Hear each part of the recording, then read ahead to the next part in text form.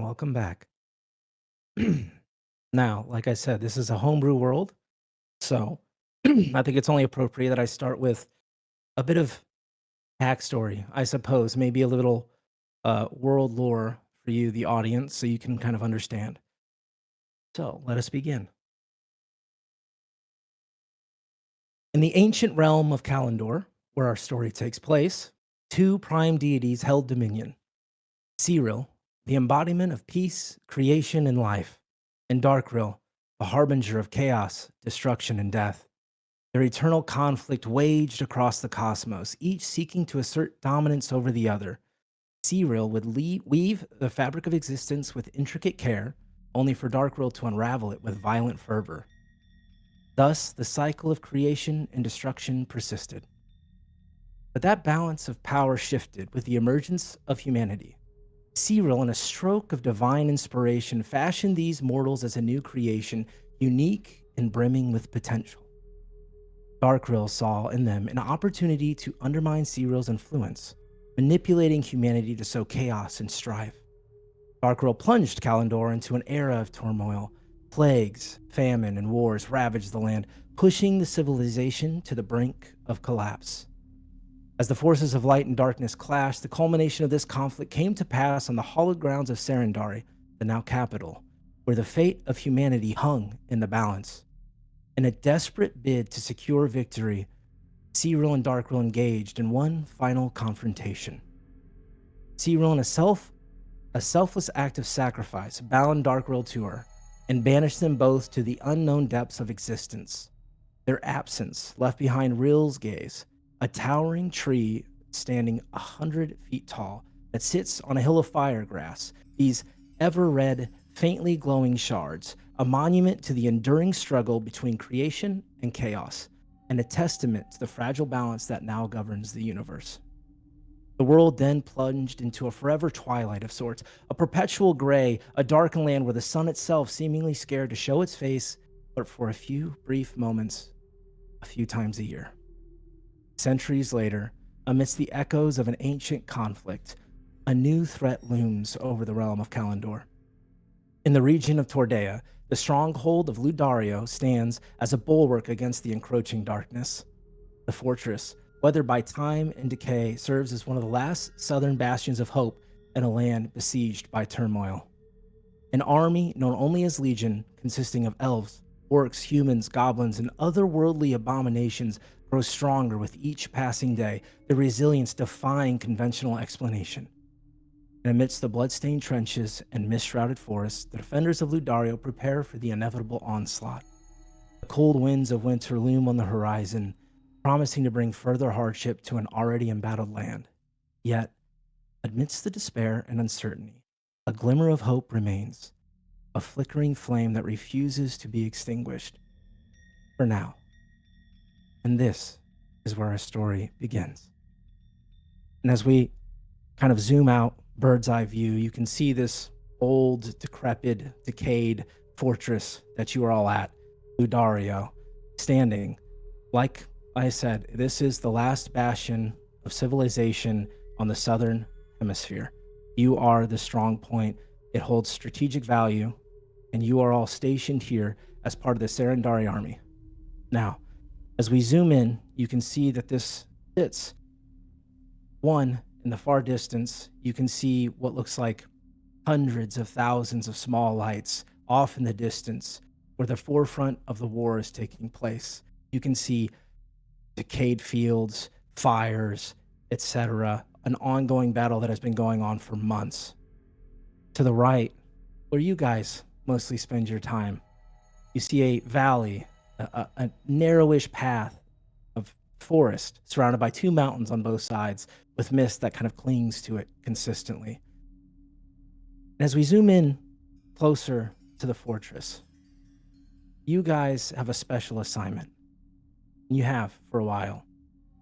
You're essentially the alarm system, as it were, should anything come through this wood and make it past the checkpoints that are miles in. So you guys get special privilege. You get special treatment of sorts. Some people in the enlisted company may not like you very much because you get your own rooms. You get an actual bed versus being in tents and cots lined up in rows. As we kind of zoom in on anyone in particular, let's start with Rue. Rue, as we zoom into the room, describe yourself, what you look like, your appearance, maybe what your room looks like, your demeanor, etc., for the audience. What you see is a disgusting, miskempt room full of all kinds of shit. And Rue standing in the middle of it, looking at it rather satisfied. And this individual is very androgynous, about 6 feet tall, I believe. Looks a bit young, but scarred and dirty. And has various little patches of lichen all over their skin. And a nasty scar from their chin all the way up to their temple. Great. Rue, as you wake up for the night shift, as you guys work what could be called the night shift, with it being the perpetual twilight and dark gray, you wake up tired, which is strange as you normally sleep pretty well, but recently you've been having trouble sleeping. You can't help but to feel that something is off with the balance of nature. There's this odd sense of dread that's building perpetually in your stomach. You can't quite put a finger on it, but something is wrong and it bothers you. Give me a Constitution saving throw. Alright. And for the audience, we elected to roll actual dice because I like to do that way. So we have a code of honor here. So That is 9 plus 2. 11. great. This wears on you as you trouble sleeping, this feeling, this uneasiness. Give yourself 1 level of exhaustion. And as we pull out of that room, as you're getting ready to head out to your shift, and we shift over down the hallway a few doors, we come to Griff. As Griff, you're preparing, please describe yourself, what you look like, your room, your demeanor, those kind of things for the audience. Sure. If the camera like pans into Griff's room, you'll see like various mining equipment and where he kind of keeps his gear. There's one single wood and stone desk that has like little hammer and chisels and stuff that he kind of keeps his time occupied. And then if you were to look in the corner where a bed would be, it's just Griff laying on the floor, flat back, staring at the ceiling, because that's how he prefers to sleep. And he's not asleep right now, but he's just looking up at the ceiling, kind of hands on his chest, grunting to himself. He gets up, he's stone gray skinned, perpetually has this ash and dirt around him, and his clothes are more functional and like put together, adorned with different like filigree like on his face, his ears of bones and things and pieces of metal that he's found. And he has a very prominent claw gash scar across his face, and if it wasn't for the visage of like all of his dark toned skins and the leathers and that he wears, it makes his eyes glitter because they are bright orange. And he just lays there just grunting to himself, just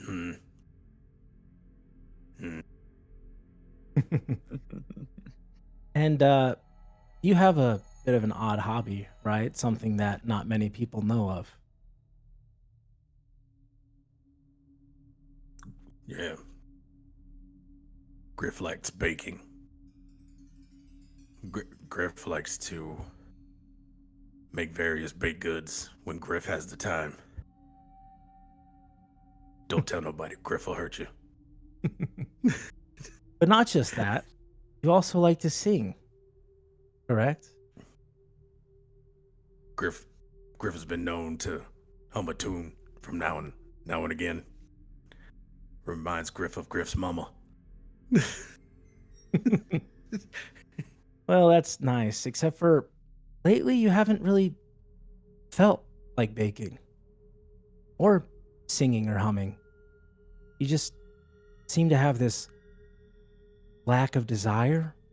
You can't quite explain it. Maybe it's some sort of writer's block, or maybe you just have been busy, you're tired, you just seem a little bit disinterested. Can't quite put a finger on it, but these things in the past that have brought you so much joy just seem so monotonous and unimportant. As you also have trouble sleeping at night, please roll me a Constitution saving throw. Griff got a black hole in Griff's brain. Grows deep. Griff's confused. Griff's angry.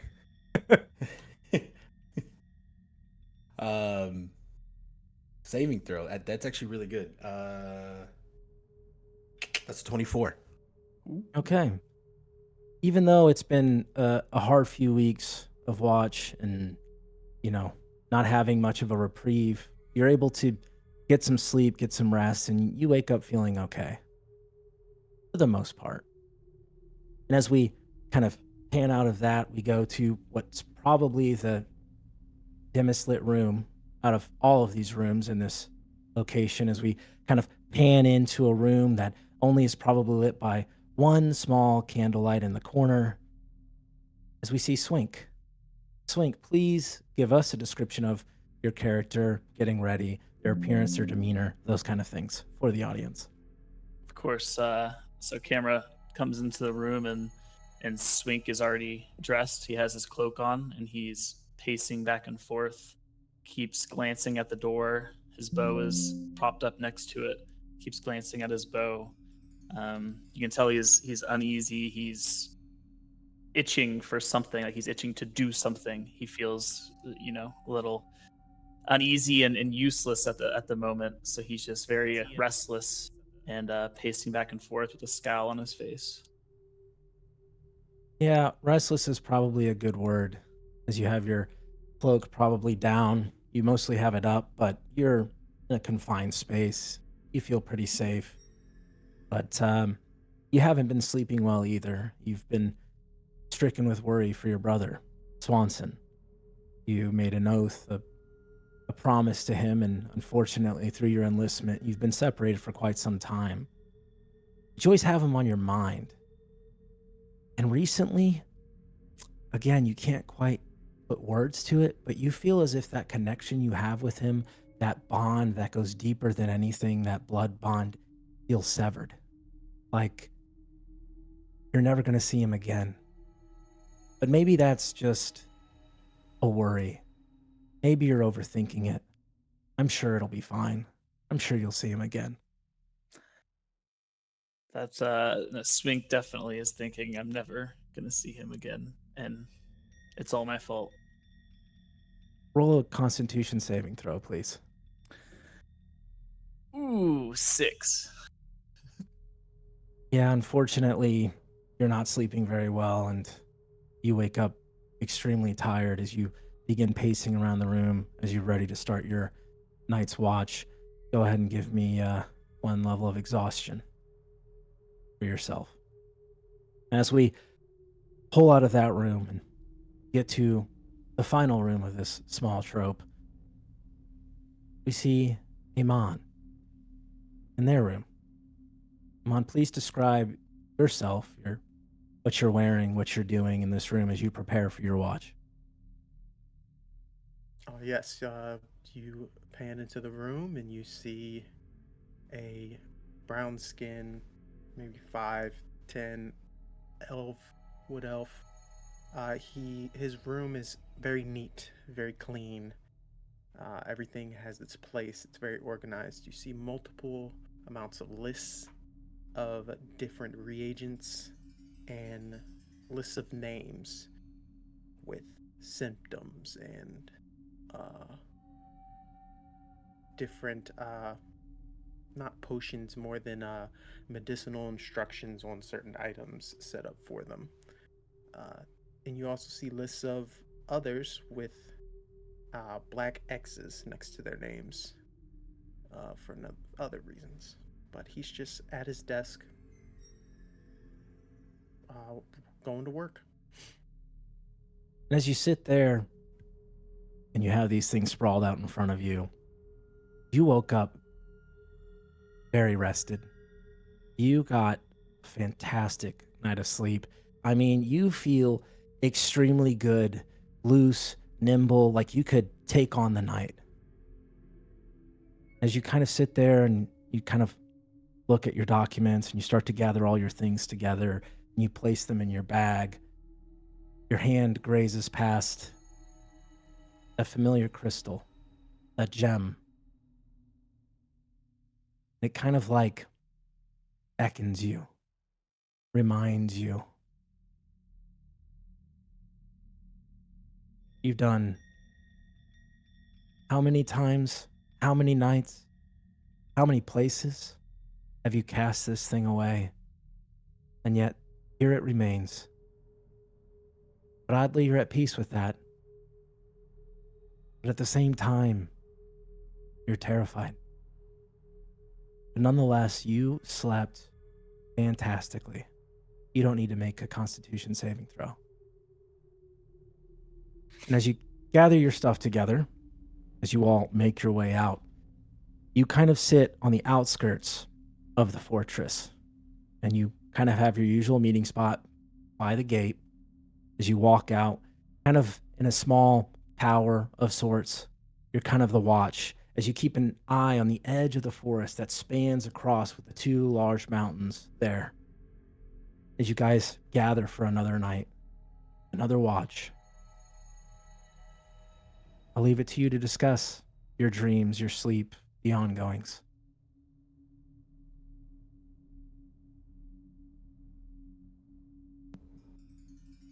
Evening, everyone. Evening.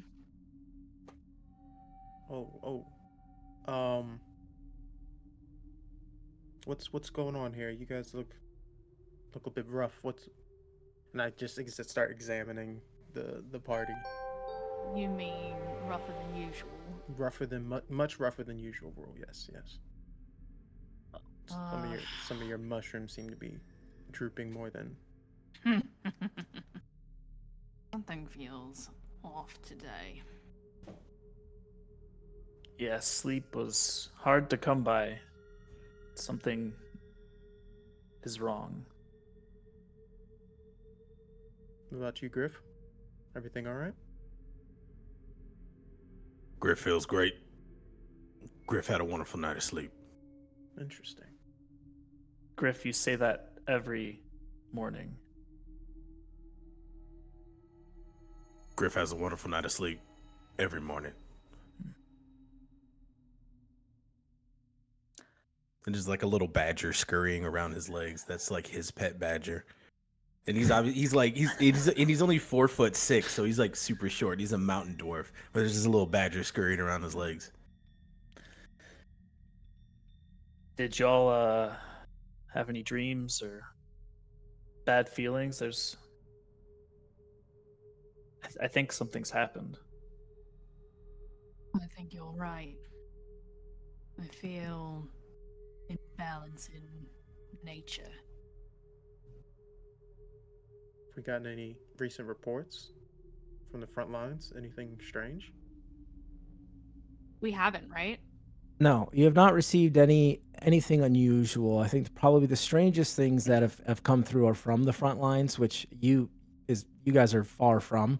But there have been these new reports of these abominations, these entities that defy reason, that have been seen on the battlefield, that have been clearing through swaths of soldiers.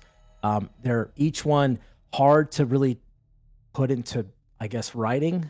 The descriptions don't really make sense. They're very incoherent, kind of garbled. But outside of that, there's not really been any change in any of the reports, and you haven't received anything. I just wish we could do something, we're just sitting here. I mean, We are doing something. We just happen to be doing something very boring. I mean, if you call looking out over these parapets and sleeping doing something, then we're doing something, but I want to do something, kill something. I mean, it's war. Eventually you'll get your wish. As you sit there on watch and you begin your night shift, it gets slightly darker. I mean, it is night. You can't see very far. Luckily, there's plenty of fires lit, but it is this perpetual state of, I guess, twilight, where there is a bit of a glow in the sky, giving some light, but still extremely hard to see. If you'd like, since you're on watch, if you want to give all of you a perception check as you scan the forest to see if you see anything this evening. Okay.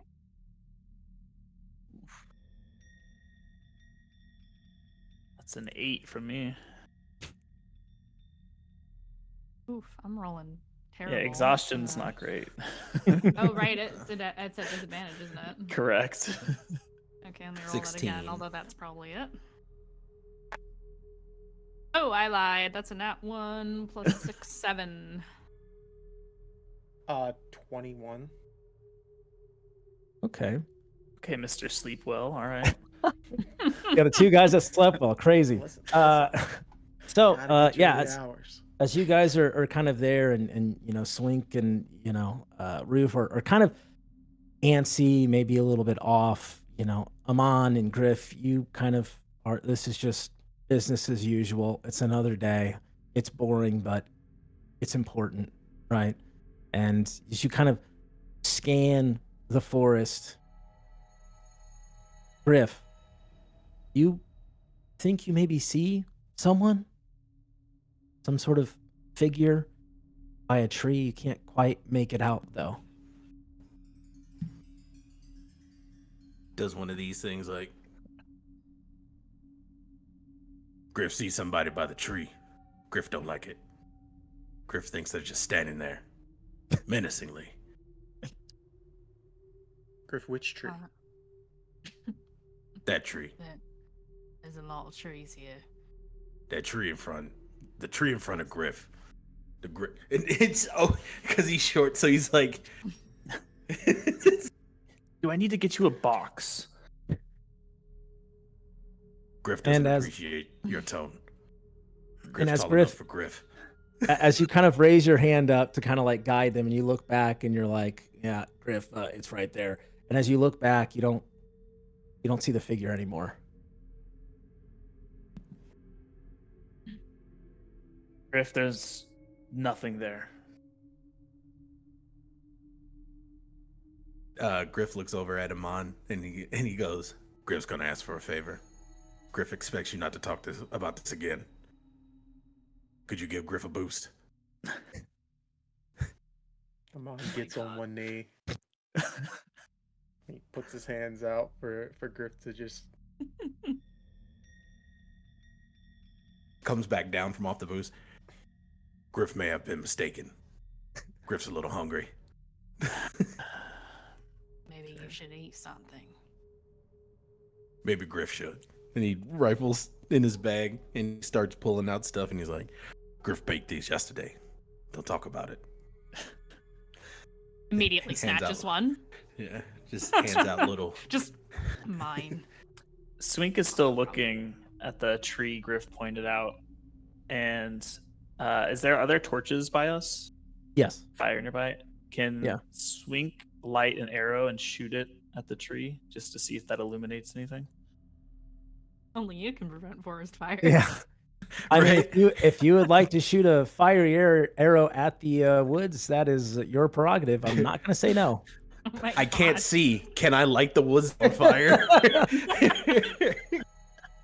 So if you'd like to, it is also like you guys are like not inside the fortress proper. You're kind of like the warning system, like I said. So it's, you know, 150, 200 feet from the woods line. So you could, if you wanted to, you know, go to the woods and actually investigate. That's not, you know, something that's uncommon. If you want to light a fire, you know, an arrow, and let a fire, and and shoot that bitch into the tree. Like, do you, man? I'm not gonna say no. Live your best life. How about before you burn down the fucking woods, we go take a look? All right. I'm gonna step up on. Are we on a wall right now? You're basically, yeah, you're in like a slightly elevated position. There's like steps down, but it's like 10 feet. You know, it's just kind of like a little vantage point. And then you kind of have like a trench dug behind you where it's kind of like your break time. So like, you know, maybe a couple of you man the walls, and then a few of you are just kind of like chilling, just like hanging out while the others are kind of doing the work. And you kind of swap in and out throughout the night. How high up are we? About 10 feet, not very high. Okay. I'm going to wild shape into like a panther or something. And jump down. Sure. Immediately grabs Badger. This would be something that you'd probably have seen before when, you know, you want someone to go out quickly and scout. This is something that Rouge's probably done many a times, different forms. So yeah, I'm gonna assume you probably know the level that you can do that at. I'm not gonna worry about it. You transform into a panther. And do you head out by yourself to the woods just to take a look, or does anyone go with her? Swink goes to like head out, and he turns a bit too quickly and loses his balance and falls backward over the wall. And tries to catch his balance, like to land and kind of like roll into it. Let me do a little bit of a dex Make a roll dex here. save. That's a 22. So he'll catch his bat, like he goes whoa, and then falls over the edge, does a roll, pops back up like nothing happens, and runs after Rue. Yeah, it's almost graceful. Like the panther leaps out, doesn't even go down the steps, but like leaps off 10 feet in the air, lands gracefully, and then just kind of skulks out. And for a second, you guys probably aren't looking at Swink, but then you just hear whoa, and then you look over, and he just like is in this roll gracefully, just like the panther, and then is off after her. Do you guys stay or do you follow? Appreciate the raid. Yo. Hey Raiders. I'm gonna stay at where we're at. And Griff just kind of looks and goes, Griff is perpetually impressed by that boy's grace. I mean, hopefully no bones were broken. Matter of fact, now that I think about it, let me go after them. If you hear any screams of horror because we're being attacked or ambushed, you know what to do, Griff. Griff will light the beacons. Can you hold this rope as I take out my rope and climb down? Grabs the rope. Griff's the best rope holder. I got you. All right. I will follow along. Great. So the three of you kind of sulk out into the edge of the woods, similar-ish to where Griff supposedly saw this individual or figure. Go ahead and make another perception or survival check. I'll give you either to see if you can sense anybody or notice anything that was disturbed on the ground, anything like that. Since I have keen smell as a panther, can I roll my perception check flat? Because it would normally give me advantage, but since I'm exhausted. Okay. Sure. Cool. Yeah. I'll use this D20. This one's probably better. 14 plus 5. Oh, that's a fuck 19. yeah. I'm just mainly looking for them. I'm not worried about just watching my peoples. So we're in a forest, correct? Yes, on the edge of a forest. Since we've been here a while, would that count as like a natural explorer bonus to me? Yeah. Cool. So 25. that's nice. That's going to be 15. Also, we're not slowed by terrain, and we remain alert to danger even when we're engaged in the activity, and we can move stealthily at a normal pace. Great. Look at Swink providing all these benefits. So as you guys kind of head to the edge of the forest and kind of venture in a little bit, Griff, you're back kind of at your elevated position, and you just kind of see them, and then they just kind of vanish into the woods. And you're there by yourself, just kind of waiting. As you guys are at the woods and you're kind of looking around, you don't see anything really disturbed. You don't notice anything. You don't, I guess, witness anybody hiding behind a tree or in a bush or anything like that. Although, Rue, as you begin to kind of smell, there's this strong scent of decay, of death, maybe Oh, excellent. something non-living, but you don't see anything until you hear a snap, kind of forward and to your right a bit. Mm-hmm. Oh, I'm going. I'm sniffing. You guys I'm follow? seeking it out. we hear it? Let's see. You just Yeah, see I this think really with- mangy, beat up looking panther just slinking into the further into the woods. Yeah, with your guys' perception checks and with her kind of darting straight forward at it, you definitely could put together that you heard something, this like snap and slight shuffle. And as you kind of race towards it, you see a soldier, a familiar soldier, one that you kind of recognize, one of the light blades. This would be a member of a higher rank, right? You see this dark and elven man with this dark black long jet hair. And he is on the ground, and you see him just kind of crawling, and you see as you get closer, he's just covered in viscera and blood and things like that. And as he looks up, his eyes go wide as he looks directly at you, Rue, and he says, "They're coming," and then he just falls unconscious in front of you. Oh. I pick him up by the scruff of his shirt and start dragging him towards my friends. Okay, make a strength check. This is an individual that is in full armor of that of a light blade. So he's got the regalia. He has a blue cape that kind of goes around, a shawl that kind of swirls around, that kind of identifies his rank. Oh, that's a disadvantage. First one was an 18. Second one, 9. Okay, yeah, you're kind of like a dog that's like pulling at like something heavy, and you're just kind of like standing there, kind of back and forth, just kind of But the other two, you kind of arrive and you see this individual down there, and you can help kind of pick them up if you'd like. Swink will touch him and cast Cure Wounds. Great. Go ahead and roll that. Is going to be 7 health. Okay.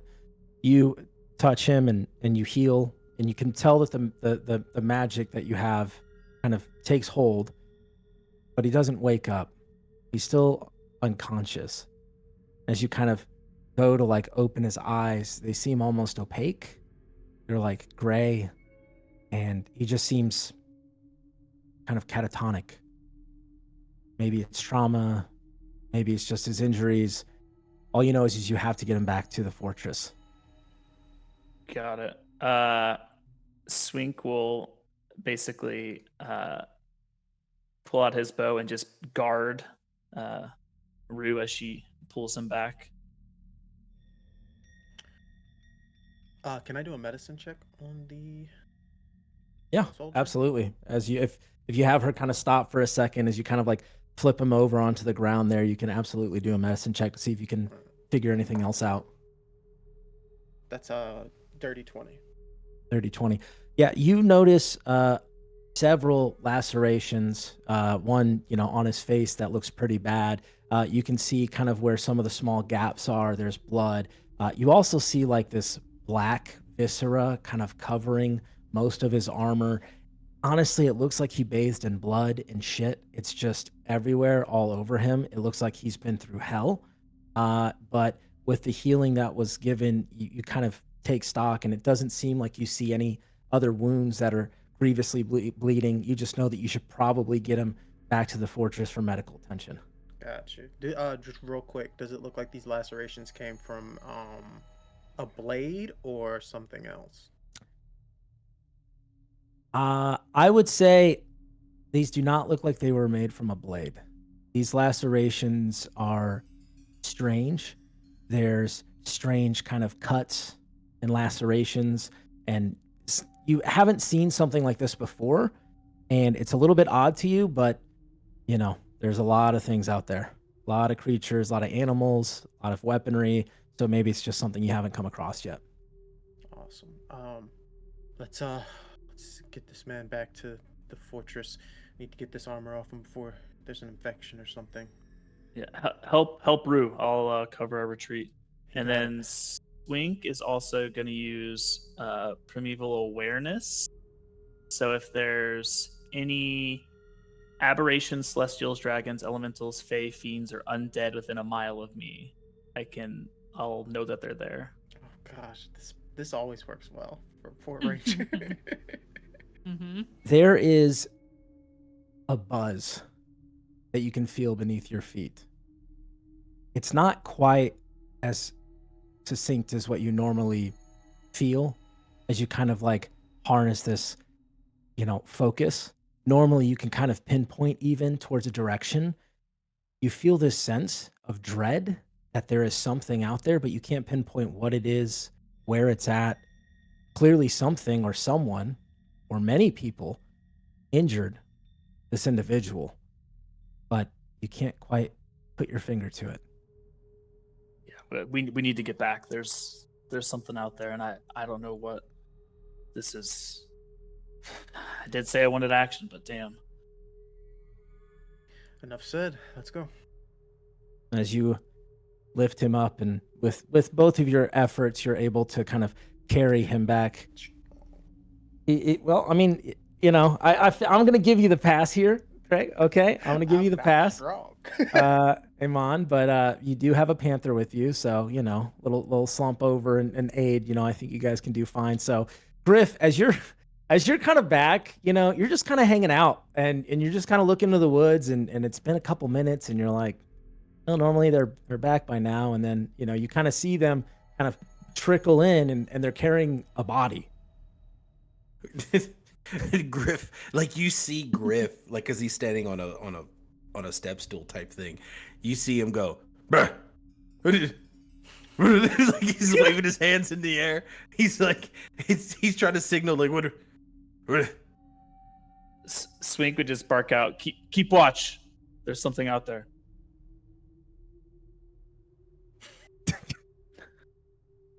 As you continue to carry him in, Griff, you can give me a perception check to see if you see anything in the woods. And as you kind of begin to carry him up, as you get closer to the actual gate, you see two other guards kind of walk out. These are actually brothers that they're twin human males, Will and Derek. Grace. Will and Grace. Yeah, there you go. Will and Derek. These twins come out and they're like, "What happened?" Are they talking? Who are they talking? I got a 17, by the way. Are they talking to me? They're talking to the other three that are kind of carrying the body towards. You're still kind of watching. We found this soldier, possibly an officer. He's been wounded. We just need to get him rested downstairs. I plan on. Holy fuck! That's Draco. What the fuck? Okay, we'll take it. We'll take him and we'll report. We'll report it. Just keep an eye out. Griff, as this is happening, something catches your eye. There's like this glint of red for about a second. And then you see another glint of red. And then another. And another. As you see these entities start approaching from the woods behind your friends. These people? These something? And as you sit there and watch, you just see these pairs of faintly red, pulsing eyes that glow as they approach. As they take Draco under their arms and rush him inside to the medical tent. Griff, what do you do? Griff's gonna yell out. Griff suggests y'all hurry your ass. What does that mean? Talking about? What is there like a bell? Hurry up, guys! Griff sees eyes. Griff sees red eyes. Swink would run up to the where Griff is. Yeah, they're here. That's what Griff said. Griff said it.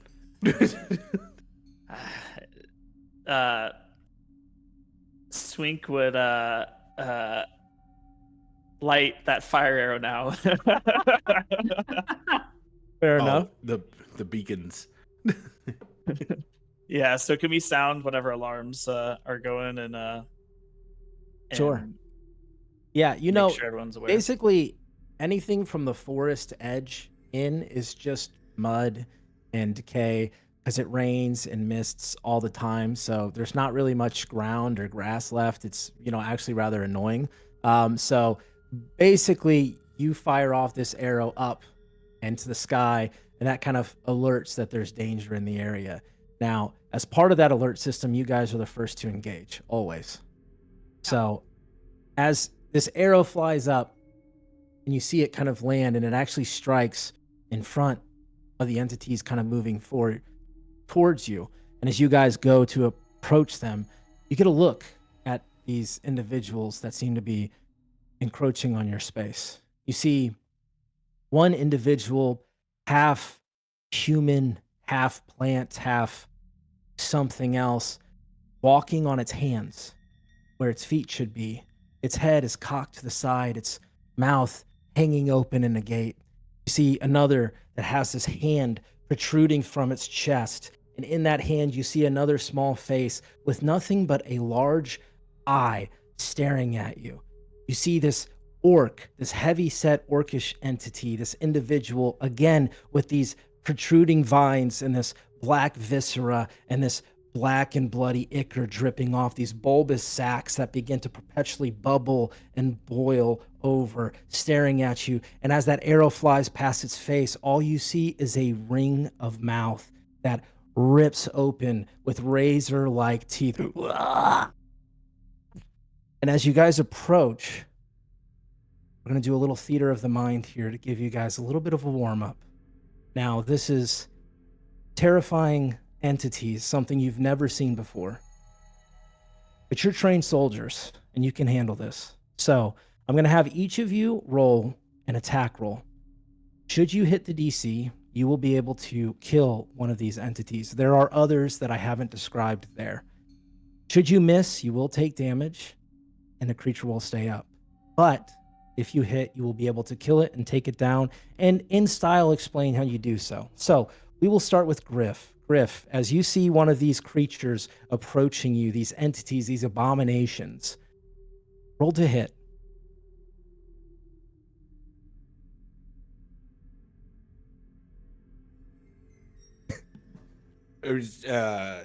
No modifier. Well, just your attack roll, your regular attack roll. 18. 18. Yeah, you hit. Describe how you as Griff take down one of these entities. The Griff hops down from his post, and you can kind of just see again this like little small mountain dwarf takes out his warhammer, and he's yelling, but it's not loud. It's like and just comes straight down on top of this thing, and it's just a splat, like it's crazy. Right, and as you kind of land that blow, and you kind of look up, you see Rue charging in next to you. Rue, go ahead and make me attack roll. I assume you're still in Panther form? Oh, yeah. So I'm going to do Claw because if I don't kill him, I'll at least get the pounce effect. Mm-hmm. That's a no. That's 6. Oh, as you kind of as you leap forward trying to pounce on one of these entities, the large orc with the bulbous sacs that kind of like perpetually kind of ondulate and explode, you miss, and he turns and his face just like elongates and just snatches down on top of you, and you take 7 piercing damage. Okay. Swink.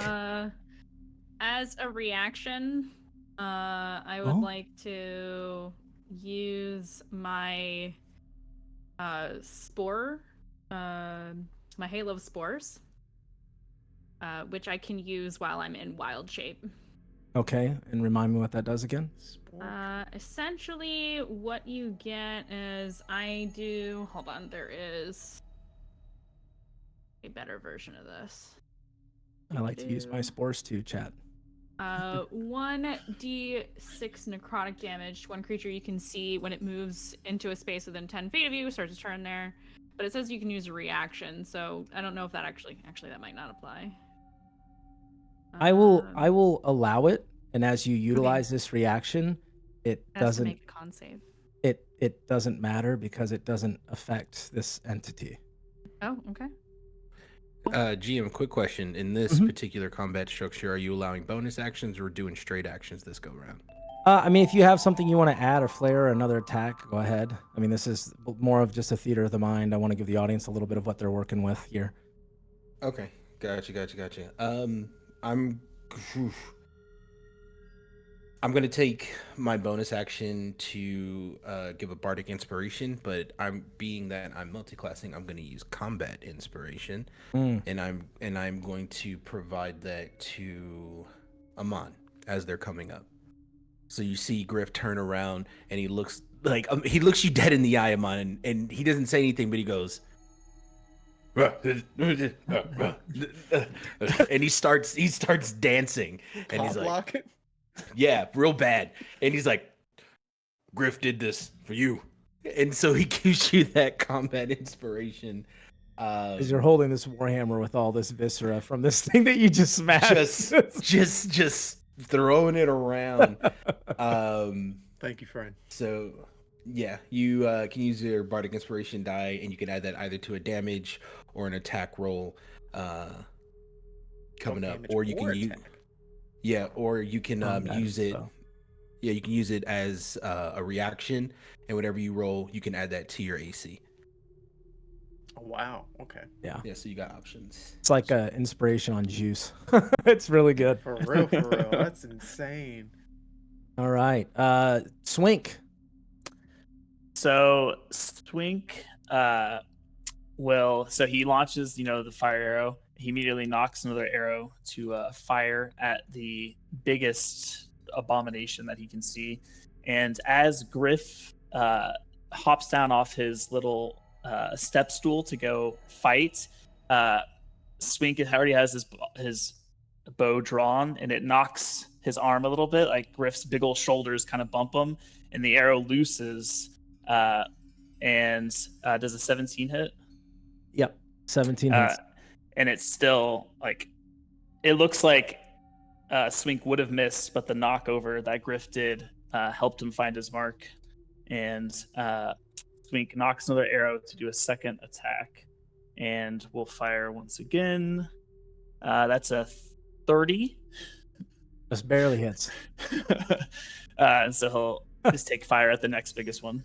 Yeah. So it would be this orc entity with the ringed mouth, and as you fire once, it kind of hits into the neck of this entity as it's latched onto your companion Rue, as it kind of rears back and kind of guttural, and it turns and looks at you, and it kind of does this kind of yell again, and you fire this other arrow, and it goes straight through the throat, and you see it drop as it kind of begins to kind of just pool and drain out. Anything for a bonus action or? No, Swink for the first time has a little kind of smirk, almost like he's finally happy to actually have done something. Right. Aimon, newly inspired by the Warhammer Shuffle, how would you like to roll a hit, and what would you do? Are there any coming towards any of the party? They're all kind of encroaching. You've already seen several got taken out. You saw that Rue was latched onto briefly before Swink shot it twice, and it seemed to have crumbled. And then you saw one that was taken out very swiftly. There's only a couple left. Fantastic. So then I will just kind of crouch down, try and find an angle as to where they're not noticing me. Just to go into stealth real quick. You can roll at advantage. 14 plus 9. Oh, I had advantage. Yeah. Still, yeah, 14 plus 9, so 23 stealth. And then I'll try and attack one of these guys. I'll just chuck a dagger at him. Does a 15 hit? Yes. Okay. Oh right, I'm same number. So, oh gosh, all this stuff. Do I need to do damage or we just... No, not for this. For this, Okay, let's say because I like it. You see this entity that has this like hand protruding from its chest, and it has this large kind of like face eyeball that it's like holding as it kind of like shambles towards. And you chuck this dagger, and it strikes true as it punctures that eye, and you see that kind of hand go limp before this thing gurgles and then tumbles over and falls to the ground. We're gonna go back to Rue. Rue, who missed Alright. her pounce. You see one more of these entities standing there in front of you as it's kind of moving towards you. You get this moment to redeem yourself as you have this fresh bite wound on your side. Okay. I'm going for it. Another claw attack. That is a nat 20 plus 4, 24. let's go. Oh, yeah. Nice. You don't even need to roll, right? You don't need to do anything but explain in gruesome detail how you absolutely eviscerate this last thing. So I get wounded and I see this thing go down because of Swink's shooting, and I immediately pivot and start charging towards the next one. I leap into the air and gouge it through all the way with my claws. And just kind of claw at it a bit because I'm pissed that I got wounded. And as this Viscera last everywhere. entity kind of falls to the ground, you take a moment, you pause, and you kind of look up, and you look out into the woods, and that buzz that you felt earlier, Swink, dims. It doesn't fully go away. But you know that these entities, at least for now, are taken care of. Copy. And I'll leave it to you. What would you like to do in this moment? Let's see. And this Seeing goes that, for the whole party. yeah, seeing that Rue got injured, I'll cast Cure Wounds, and you get 5 health. Thank you. And just kind of like, are you okay? And kind of like, almost like petting you to when I cast it. Mhm. Oh, I'm back up to full in my panther form, so I'm good. Noise. Right? I just kind of And then, headbutt you. Oh. Can I do an investigation check on these creatures? Yeah, absolutely. What are these things? That's a 7 plus 7, 14. You have no idea. You've never seen anything like this. The only thing that draws your attention, I suppose, is that you can tell some of these entities were not just one person. As you see a different arm protruding that was holding this face eye thing that didn't match the rest of the body.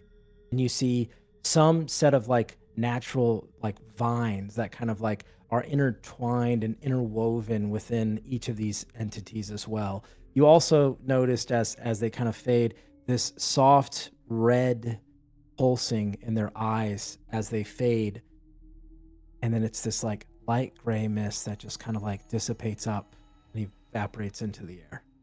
But you don't have any idea what these things are. Did with their, I'm assuming they are using their claws and their maws to attack. Do those match the scratches and scrapes on the on Draco? Hard to tell. You could probably deduce with him coming out of the forest that it's likely that Things that might be. he ran into that, but not fully for certain. And gonna- go ahead. Oh, so we see you looking at it. Like Griff comes up to you and he's like, "You don't think our friend it's gonna end like this?" Well, I mean, if he does, that Swink has a fire arrow for his face. Griff thinks we should kill him now. Griff don't like loose ends. Panther That's- Rube just nods. talking about killing Draco? Hold on, guys. He's a survivor. Obviously, His name is Draco. Clearly, he needs to die. Sorry. This we don't. I can't Should have talk, named him never mind.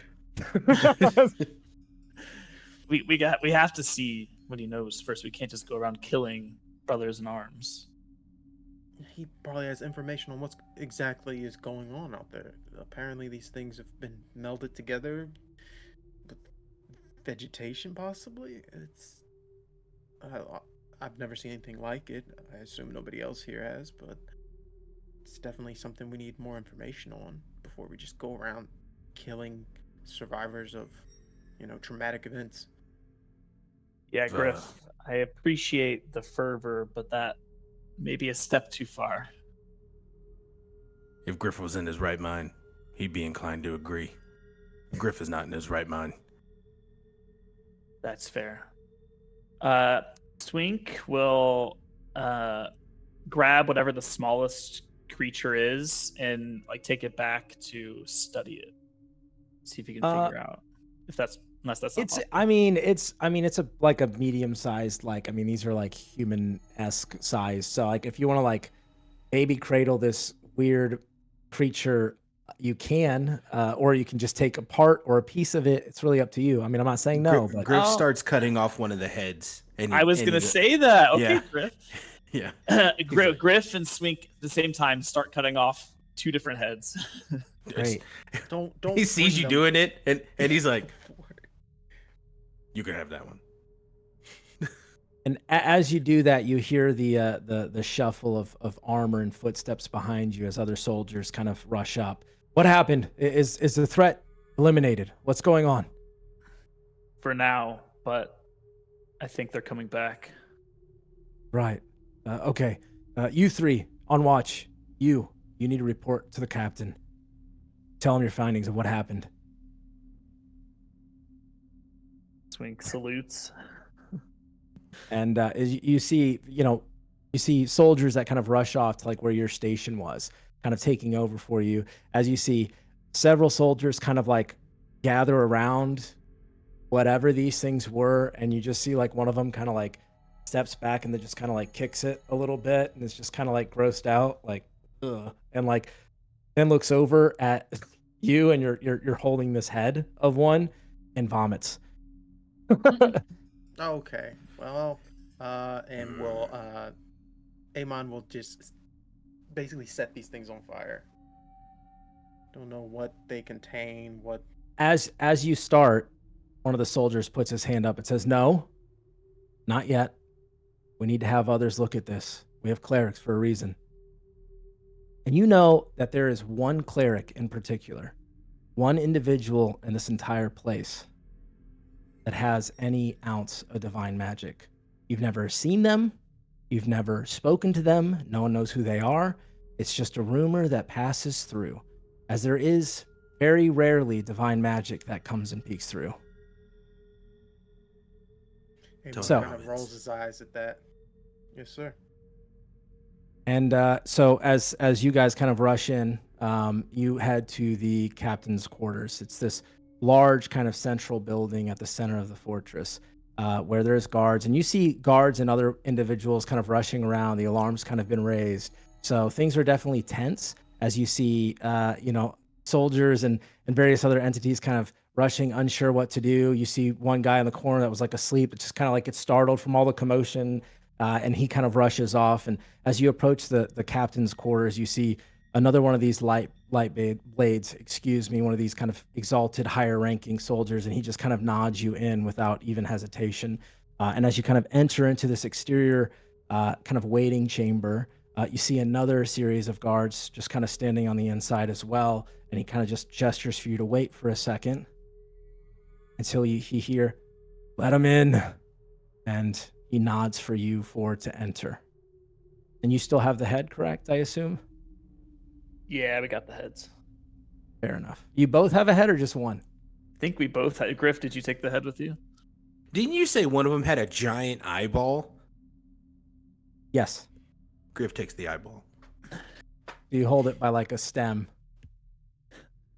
Just Oh Griff my gonna God. make a lantern. And as you enter Griff gonna this make a like, bowling ball out of this. ugh, Oh my god. ugh. And as you enter into this chamber, you see this this portly dwarven fellow sitting behind a desk looking at paperwork. It's kind of warmly lit. There's definitely some finery in here, some nicer things. There's a nice desk, a large rug that kind of stops about 5 feet from the entrance, where you see not a lot of many people kind of walk onto the rug because of all the mud and everything. It's pretty pristinely kept, but you see Captain, you would know him as Captain Anderson, Gareth Anderson, and it's this dwarven fellow with this nice burly beard, and he kind of just sits there and he's looking down. As you kind of enter, you see another individual kind of pass by and kind of leave the office, and he kind of gestures. Oh, fucking hell. This is what I need. What happened? Captain. Enough with the pleasantries. I'm just disrespectfully laying by the hearth if there's a hearth in this room. Griff's also like on the rug.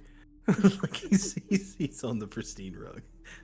We, long story short, we found Draco wounded. We brought him back. We were then attacked by some monstrosities, dispatched them, and rushed over here. Right. Not anyone in the Legion. Then was it just like wolves, creatures? Yeah. What the fuck is that? Eyeball. Okay. Get that out of here. Is it out the door? He just Sir, he gets into a drawer and he pulls out like a large, like very fine glass of like, a brandy bottle. And then he just like pulls a glass out, opens it, and he kind of pours it. And you kind of get the sense as you're talking to him that he's already been drinking. There's like this smell of booze that kind of perpetuates from his voice. And he kind of like slowly kind of canters a little bit as he speaks to you. Go on. Sir, I've tracked and hunted these monstrosities before, but nothing like this. This is amalgamations. It's combinations of creatures. Combinations? You saw the eyeball. That was like on a hand. Like, They don't match anything on any anatomy charts that I've studied. we're at a loss. Interesting. And so you found Draco where? A couple 100 feet from the watch station. In the woods. Came stumbling out the woods. Yep. Was there a patrol he was a part of? Yeah. Him and 2 others. Only a day or 2 ago. I wouldn't count Interesting. on those 2 others making it back. Perplexing. Right. But you handled the problem. I'll make sure that's noted. You did well. I just received a report that Draco seems, for the most part, healthy and fine. He's not waking up at the moment, but we have individuals on it. For now, I need to come up with a plan and figure out what this means or what it could mean. So you've got probably an hour or 2 left on watch anyway. I would say go get some sleep, call it an early night. You deserve it. I'll make sure that your stations are covered. You'll probably report back to me first thing tomorrow. Understood? Sir? Permission to speak, sir. Granted. Draco and his patrol, what were they... Was their mission? Were they after something? No, they were merely heading towards the other checkpoint. I mean, this is a standard patrol. And you would know that, like, it is the wooded area, it's miles down, and on the other side of this kind of pass, there's a checkpoint. So it's not uncommon. You guys are just kind of like the alert system just in case for whatever reason. But like this happens, I mean, every few days they send out a small group, they go out for a couple days and then they come back. And it's always the same thing. Occasionally there's like, we ran into a wolf or a bear or something like that. But Right. this is And that's who we have to talk to about like how the other checkpoint is doing. It's like, hey, we just got back. They're doing fine over there, or they Yeah. need rations and stuff. Okay. yeah. So we won't get any information about that checkpoint until Draco No. wakes up. No. Copy. All right. Standing at parade rest, Aimon just waits for the crew. No, we're getting nestled by the fire right now, so.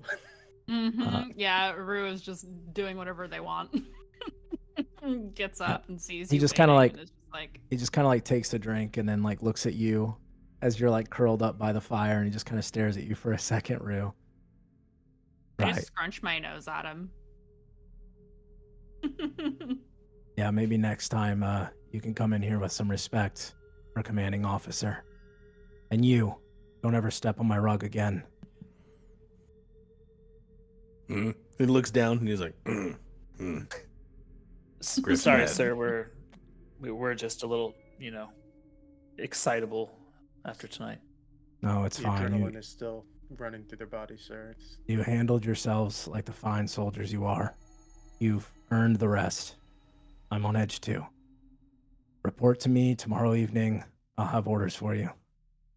Or an update at least. Dismissed. So, yes, sir. Okay. And you guys head out. I assume, Griff, you pick up the eyeball. you kind of tossed out behind toss you. it out. He just picks it up on the way out. As you see that one guard that was in the interior is just kind of like he's left his station and is just kind of like staring at it, and then like as you guys go out, he kind of like rushes back and stands back at attention, and then just like smart eyes man. you. It's like, I'm not standing near that thing. Yeah. And you guys kind of venture out. So, for the sake of brevity, you guys go, you get yourself a meal, and you kind of get ready to go to bed. I know you guys have the heads and the eyeball, so if there's anything you want to do before bed, let me know. Otherwise, we can go ahead and have you guys take a night's rest. Works for me. Just jotting down notes of what happened today, and that's about it. Question about rest. So, do elves still have the trance feature in this world, or do we sleep normally like humans do? Yes, you can kind of meditate and trance, and you still have that kind of like connection. It's not necessarily a divine connection in some sense of the word. So you can still trance. Okay. I only need 4 hours. Excellent. Oh yeah, same. Swink would cut off like the skull and basically look at the brain to see if there's that red glow or that red whatever it was in their eyes is also like in their brain or anything like that. Sure. Do you want to make a medicine check? Maybe Arcana? I give you I'll either. do a medicine. Okay. I kind of want to be there when Swink does that too, just like out of curiosity. Well, guys, that's a nat 1-3. Yeah. Well, You've solved everything. Guys, I don't know what I'm looking at. I will. Griff's got a theory. Oh, Zambies. Yes, that tracks from what you said. You wanted to kill Draco earlier. Makes sense. Makes sense to Griff. Should make sense to you. Zambies. Aimon, Zambies. thoughts? Not on Uh, Griff's, but on the. I mean, from what I saw earlier, with Griff's suggestion, there's a lot of people very tired, very sleep deprived. So I don't think it's a good idea for us to try and investigate this right now. I have some herbs as well to help with anyone's sleep if they need assistance with that. Other than that, when it comes to this thing, I have no fucking idea.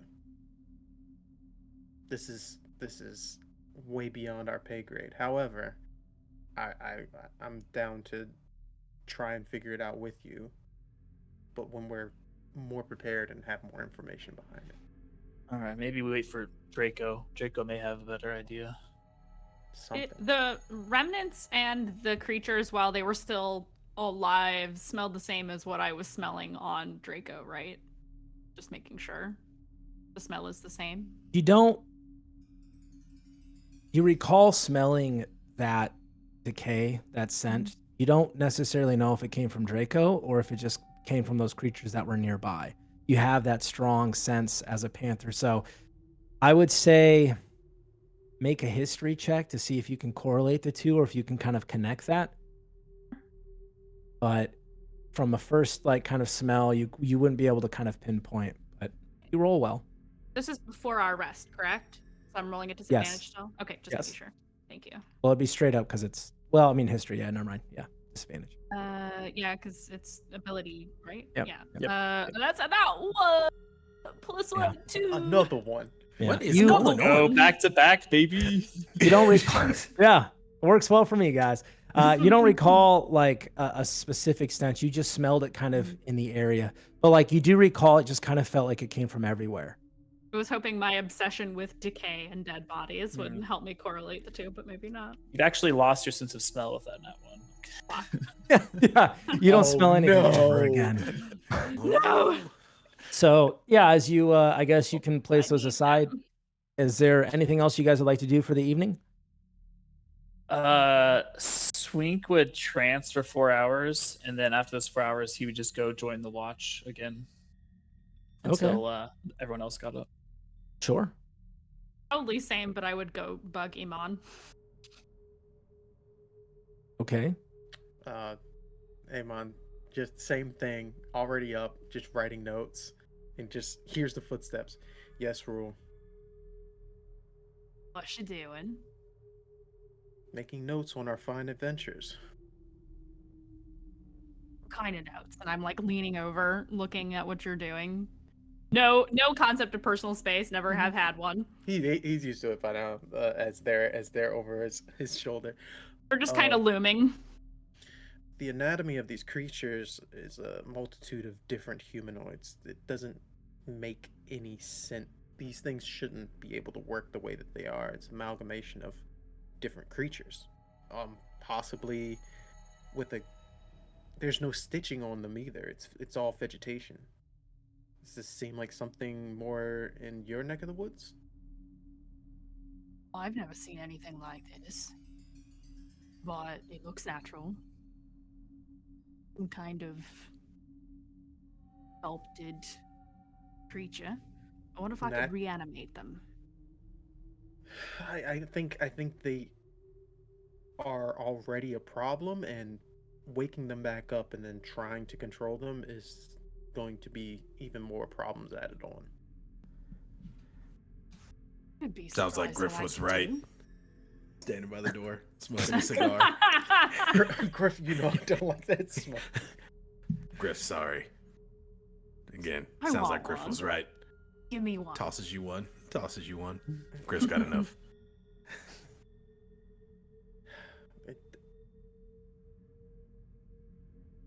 Does this seem like Uses like something that's druid from craft them? to spark it.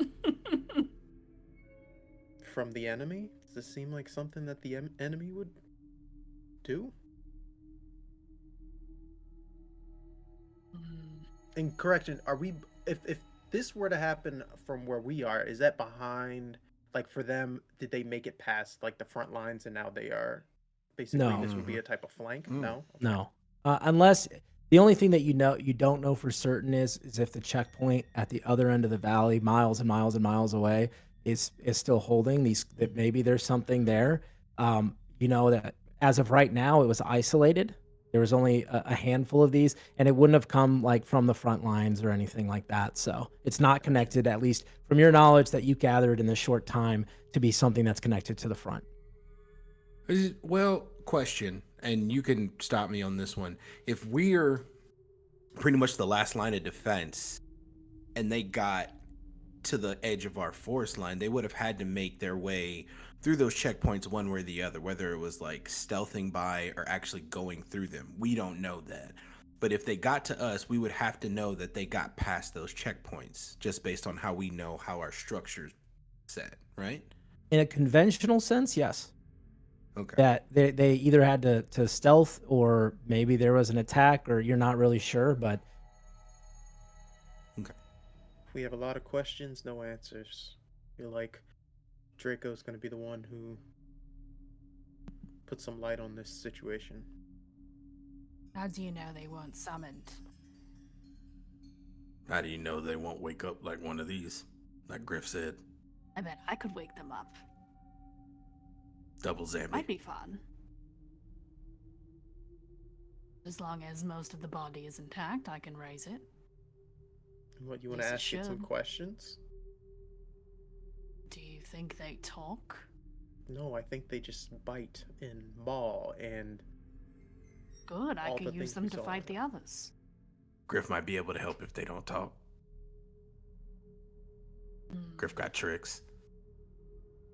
Griff What reads kind books. of tricks? Do? Mm-hmm. What's your favorite color? I don't know. Don't say it out loud. Oh. Oh, you messed it up. Aimon, what's your favorite color? Don't say it out loud. Detect thoughts. I love you, this so much. You see a purplish reddish color in your head. Out loud, Griff goes, just like the dawn. Griff hadn't seen that in a while. Okay, so you want to use that on creatures we don't understand. My question is, what if its brain is something unfathomable? Will that do something to you? Griff might have Oh, a fun I time hope then. so. That sounds delightful. Is it watch time yet? He's just holding his hand as the smoke Mind is you, there's in like his clouds of room. smoke Yes, it's coming so from both smoky in ends. here. He's so pissed. this has been a crazy day. Yeah, it's just like, oh my god. You see Terry the cook over there? Yeah, pretty wild, right? How's it going, Terry? Oh, crazy, Griff Griff. You grabs- coming over later, sugar? Griff will be there. Bring the hammer. Bro just kind of smirks.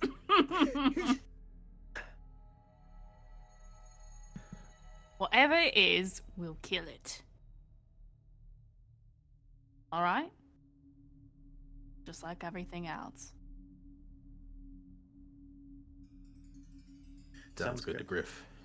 There we go. Sorry. So you're going to attempt to speak with dead? We doing this Hi. now? I mean, we could. Now, Rhina? Up to you guys. I would rather do it with the group present and probably tell like our superior officer about it, like, hey, we're gonna do this. Or we can do this. Can we do this? You know, kind of Sure. thing.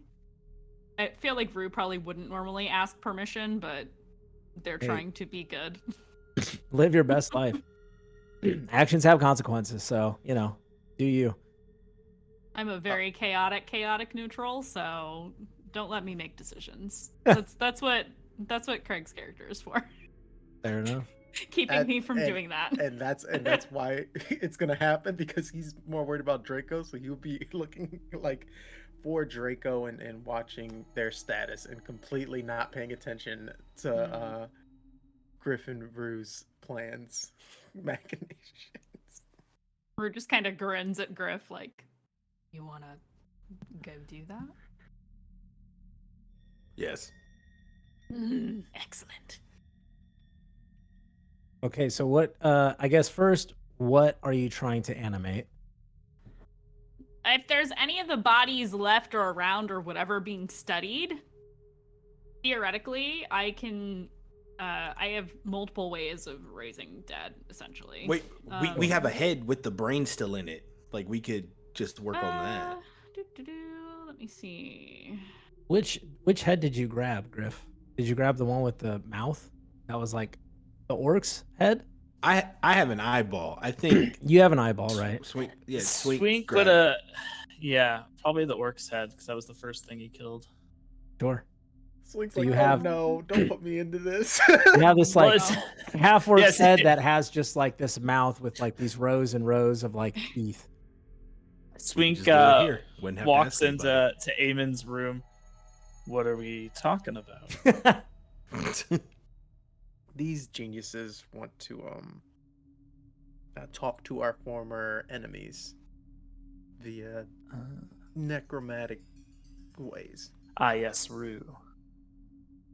Rue, did you check with the captain about this?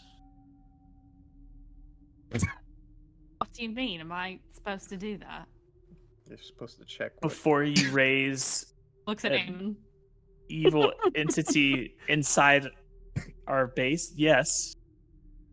What could go wrong, chat? I could have dragged it outside the walls. I wasn't going to do it inside. Okay, just I'm so not you know, stupid. I've got an intelligence of 12. what's that even mean? Pulls up stat sheet. Above average, toots. It's just- Thank you. Terry, you've been here the whole time. I'm Been here the leaving. whole I'm time. leaving. It's just- Your smoke Um, break over. Go away. Just Hey, for man, the what is record, I good? think we should not deal with these creatures at all. Burn the bodies. I don't know why you needed trophies, but What if we talk to the Rue? captain and maybe Draco first? I mean, with all due respect to the captain, he's useless and a drunkard. But information gets passed to him Rue, first, nodding. so he still has that information. So if he learns something, Understandable. Griff don't like snitches. Griff will tie you up. Just we don't have to tie anybody up. Griff will Eventually, tie you somebody's up. gonna okay. and I and just like you reminder tied that, Terry up. a reminder that two of you are exhausted still. I thought long rest removed Oh, I level thought of we- exhaustion. You haven't. You're still the night before. You haven't taken the rest yet. Oh, I thought this was in the Oh, okay. morning. No. This is still the night Gotcha, of. gotcha. I was Okay. like, hey, horrible. you don't have anything else. We'll take the long rest. Gotcha. I And thought you're this like, was no. the next morning. No, this is still the We got same fully night. into I RP, apologize. man. Already We hit went- the. I we already went- hit the long rest button because I thought the same thing. Full sorry. RP. Okay. Yeah. We sleep. Okay. Sleep. Not in my Yeah, room. well- Yeah, because we Well, said earlier we okay. were meditating and then doing stuff. Yeah. Right. I thought you were just asking the question, but for the Yeah. sake of brevity, you all sleep. I will say though, as you all sleep or you take your trance for the evening before you wake up and have this discussion, all of you hear in your mind, in your dreams, in the subconscious of your dream space, this soft beating heart. Thoop thoop. Thoop thoop. Thoop thoop. Thoop thoop. It just kind of plays in your mind. As you awake or come out of your trance, you don't really necessarily recall anything else, just that maybe you had a headache and it was just pulsing. You're unsure. But you can remove your exhaustion. You've had this discussion, say in the meeting. You are supposed to go to the captain's office. So it sounds like you're kind of trudging that way anyway. So unless you want to do this thing without the captain's blessing, we can go ahead and do that. It's up to you. I think I'm doing whatever Aemon wants me to do. Aemon's gonna follow the rules and head to the captain's office. Before that, and before meeting up with everybody, he looks in his bag. Is the item still there? When you woke up, it was in your hand. Is this what you did to him? And he chucks it out the window. You see it fly out the window and you hear it ting, ting, ting, ting, ting, ting onto the ground. What's the use? He gets up and heads to the captain's office. As you guys gather and you head to the captain's office. The guard in the front just lets you straight in. There is no guard on the inside, as there is. You just kind of walk straight in, and there's the captain. He does look a little worse for wear this morning. Seems like he didn't sleep super great. I don't know. Maybe he's a little sick. But he kind of like just nods you in. Good, you're here. I'm gonna make this quick. Draco is still out. We can't seem to wake him. We're still working on it, but for now we'll just have to wait. But regardless, we need to understand and figure out what happened. So you guys are up. You guys work the night shift. It's about time for you to start that night shift. So we're going to give you 3 days ration. We're going to send you out, and you need to find out what's going on in the woods. Is there a problem, Griff, with this order?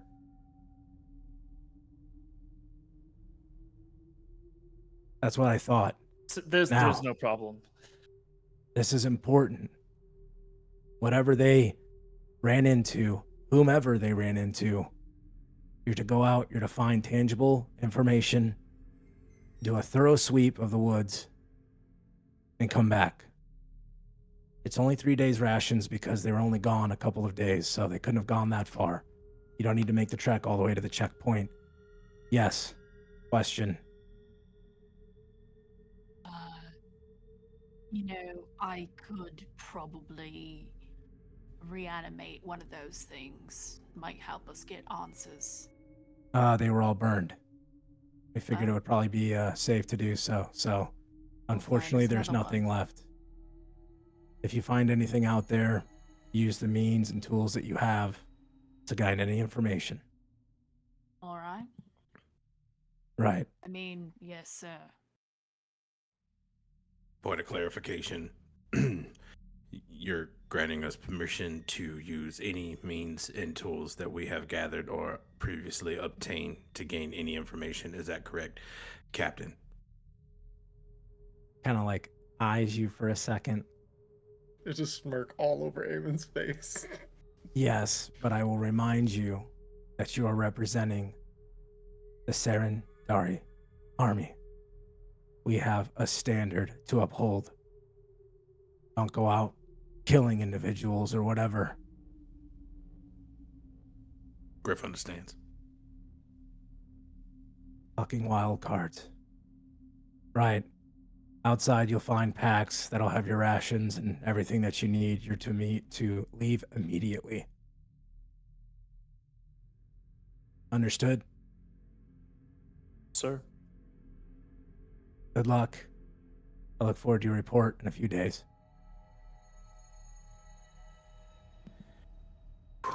Before we head out, I turn. Sir, there are remedies and teas to help with hangovers. If you need any recipes, I can send those to you. What makes you think I'm hungover? With all due respect, sir, enough. With all due respect, know your place and mind your business. You're the runt of the litter anyway, remember? I didn't even fucking want you here, you're a problem. You have a problem with authority. So just this once, maybe, listen. You'll get further in life. A good soldier knows when to follow orders. So do your job. Dismissed. He walks out. You guys head out. You gather your packs. They have rations and everything for you. Those health potions that I told you to grab, they're tucked in as well. So you have enough for a few days trip out into the woods to investigate. Mind you, it is perpetual twilight, but you do work the night shift, so it's even darker. So it's essentially night as you proceed and you get out of the gate and you walk towards the edge of the forest. As we leave the gate, I look to Aimon and I'm like, he's such an asshole. Most We really need to be here. we are doing a service. Yeah. He is an asshole, though. He is. Whatever. You bring me the bodies and I will stay by your side. That's how it's been working since. I'm just glad we got action. Now we get more. Me too. I need a good workout. Yeah, it's time to kill some more of these things. Speaking Which of bodies, I brought this. Why? Per the captain's orders, as Griff clarified, any means of information by the tools that Griff has found or previously procured. This was previously procured.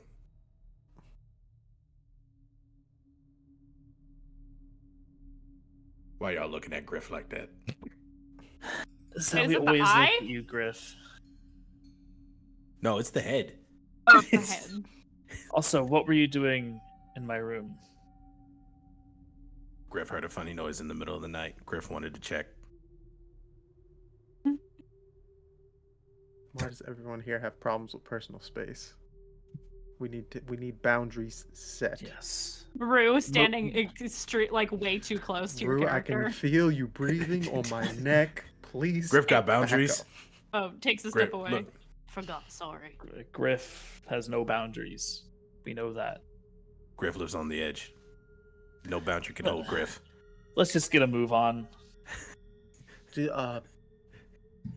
Swink, do you believe that we should head in the direction of the checkpoint?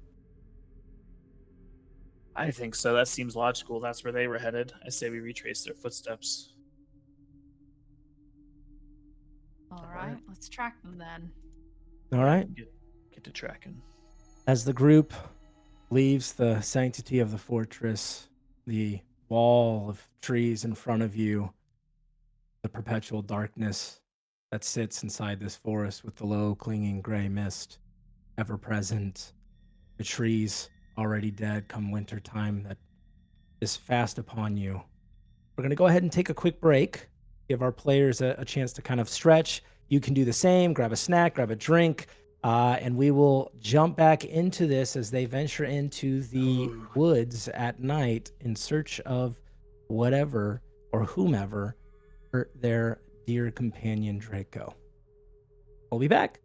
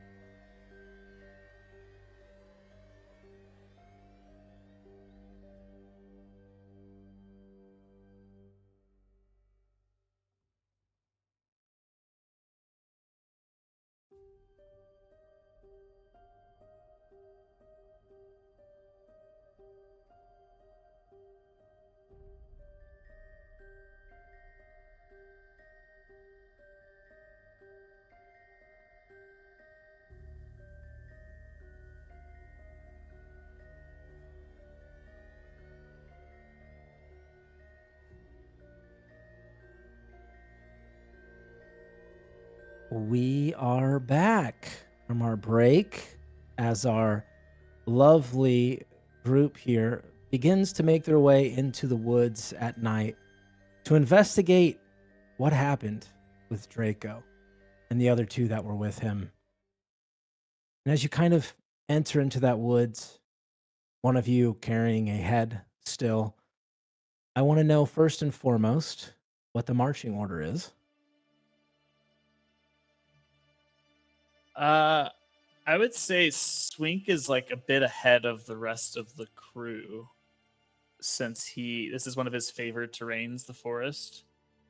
And I can move like normal and have stealth, so definitely be ahead of the crew to kind of scout ahead, but not too far, probably 100, 200 feet.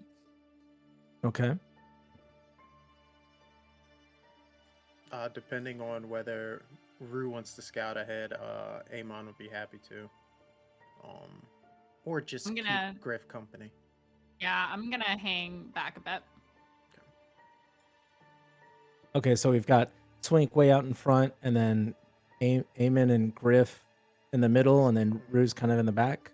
Mm-hmm. Fair enough.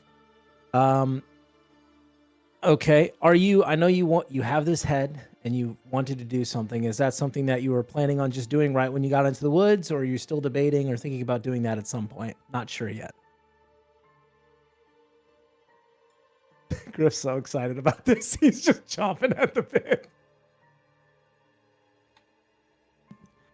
Griff thinks we do it now. You want to do it now? Why not? All right. Griff puts it down on the ground. Fine. Let's see. I also have one other thing as you begin to make this preparation. It is Okay. very, very dark in the woods now that you've left the fort. So I don't know if anyone or if everyone here has dark vision. But does everyone have dark vision? Mm-hmm. I mean, 60 do have dark feet for vision. elves. Yep. Everyone has dark vision? yes. Yep. Perfect. So you're not lighting any torches or anything like that. Mm-mm. Good. So you conduct this spell, this ritual to what are you seeking to do? Rule. I'm going to animate dead. Okay. Creates an undead servant. Choose a pile of bones or a corpse of medium or small humanoid within range. I don't know if it counts as a humanoid, so I don't know if this would actually work. But your spell imbues the target with a foul mimicry of life, raising it as an undead creature. Target becomes a skeleton if you choose bones, or a zombie if you choose a corpse. Fair enough. As you are you ritually casting this? I think you can do that. Or are you using a spell slot? It does not have the ritual tag, so I am using a spell slot, yes. Okay, just mark that down. And as you kind of sit down and you begin to cast a spell, probably Griff standing there like excitedly, like wanting to see the action. I assume Aimon is right there by your side, and Swink kind of looking out, just kind of covering. And as this Exactly. spell completes and you look down at this decayed, weird face, this orcish face with just this mouth, you see this kind of spit and sputter as this like black viscous kind of chokes up for a second, and then nothing happens. It doesn't seem that the spell took hold of this thing. I kicked the head like a football because I'm pissed that it didn't work. Kind of sloshes, and then you hear, "That's rude." No, it just kind of sloshes away, and the head is now gone. Fucking Damn. thing. Can't be revived by normal means. Well, there's some good news in that. Whatever it wasn't human. Are you happy Monstrous. now? No. Griff's not happy. Good. Let's keep moving. Yeah. Be so easy. I pick up my staff. And you do exactly that as you begin this multi-night trip into the forest. Let's start, I suppose, with Swink because you're in the front. Let's start with a survival check. And then I am curious, are you guys just, I know you have your feature, but are you just moving at a fast pace? Are you kind of jogging? Are you trying to move a little stealthy? Like, what's the vibe here for the entire party? Seeing as how what we saw in the woods come out and attack us, I would prefer stealth since we don't know what they are, where they are, and we still have 2 missing people. So that's what Aimon's thinking. But with our scout in the lead, it all depends on. Yeah, I can move at a normal pace and stay stealthy. So I guess I can kind of just be kind of scouting back and forth, kind of like a zigzag pattern ahead of the group. Sure. And then go ahead. I'm probably moving like more slowly to ensure that I'm being stealthy, since I'm in my regular schmegular elf form and not a panther right now.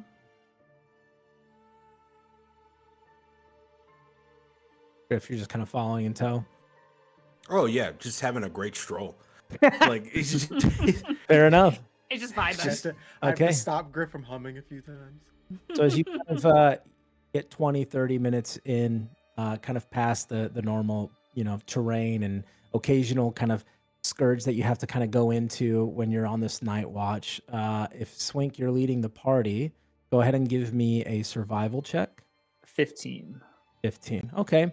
So you're kind of doing your best based on your knowledge of the checkpoint that's miles and miles away. You know that with your trip, you're not going to make it there, but trying to retrace, okay, if they went out, this is likely the path. And you feel like you're pretty confident that you're kind of strolling in that correct direction.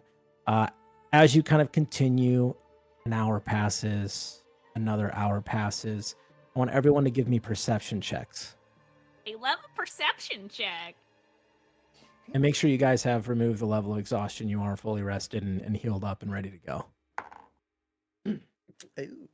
Chat, I'm a gracious DM. So kind. A whopping 10. 24. Yeah, 11. 11 for me. Oof. 17. 24 though. And you had 17, Griff? Mm-hmm. Okay.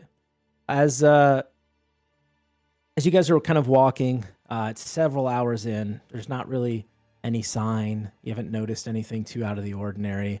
You kind of continue and Rule, as you kind of keep walking, you just can't help but think about that uneasy presence, that unbalance of nature. You just kind of like look up at the trees around you. You feel the winds kind of whispering through them as they gently sway in the ice-cold breeze of the night. And you feel something grasp at your shoulder. You look to the right. You see a branch. You swear it was a hand. You swear it just grabbed at you. You keep moving forward. You see something up to your left. You look, you glance. Another branch. This one snapped in half, sap pouring down the long, dead twig skin. You're uneasy. You're uncomfortable as you progress forward. Griff, the 17 is you kind of walk through this woods. Just another stroll. Just another stroll in the park. You've got your company by your side. You're just out and about. You look around. You don't see anything. And you hear something. It's like a slight howl. The wind. The wind passing through the forest. Blowing. And on the wind you hear laughter?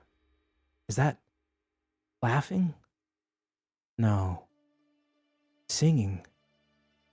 You hear singing. Something you haven't done in a long time. And as you kind of stop for a moment, you hear the chorus of the trees sway with the wind, this perpetual darkness, the mist hovering over the land, the laughing turning into a song, turning into screams, screams all around. As you look out into the void, all you hear, all you feel is this perpetual dread crushing down on you, and then you snap out of it, and you're just there in the woods. As you see, we'll just kind of bump into you as you kind of stop for a second. Sorry. You all right there? Griff doesn't know. Did you hear that? There's mean, something it's here. It's the forest. Griff heard No. singing. Then it turned to screaming. We can make it. He starts to look. Aemon starts looking around. Feels though singing we would have all heard. There's something here. I can feel it.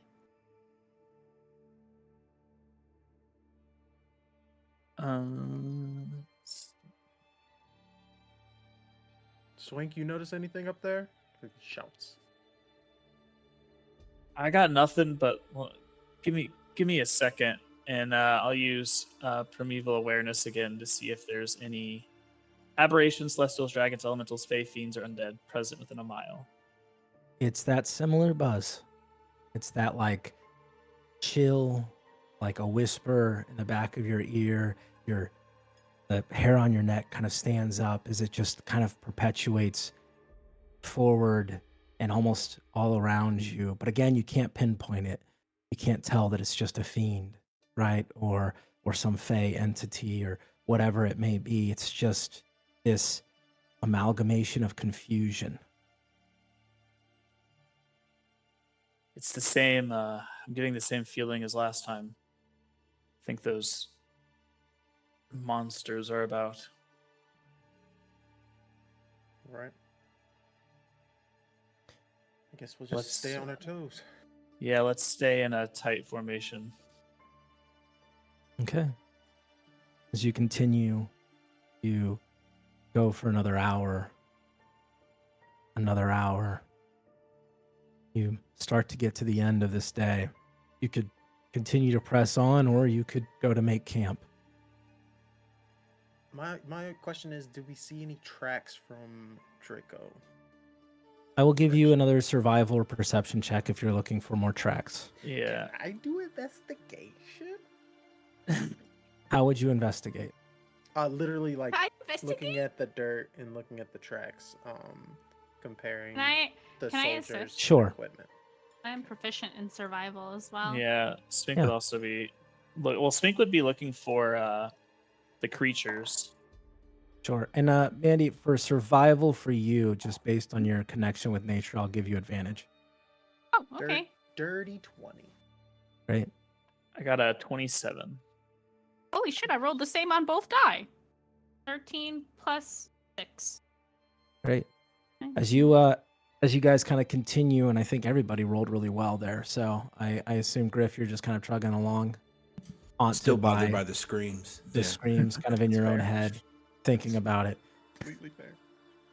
As you kind of progress, I would say just for narrative's sake, Swink, you catch something glint corner of your eye. As you kind of walk over, you see what looks to be a standard issued dagger that given to every Serendari exalted, as they say, a light blade. You see it's ceremonious. Every single one carries it. It's kind of like a symbol of station, and you have a feeling you're on the right path.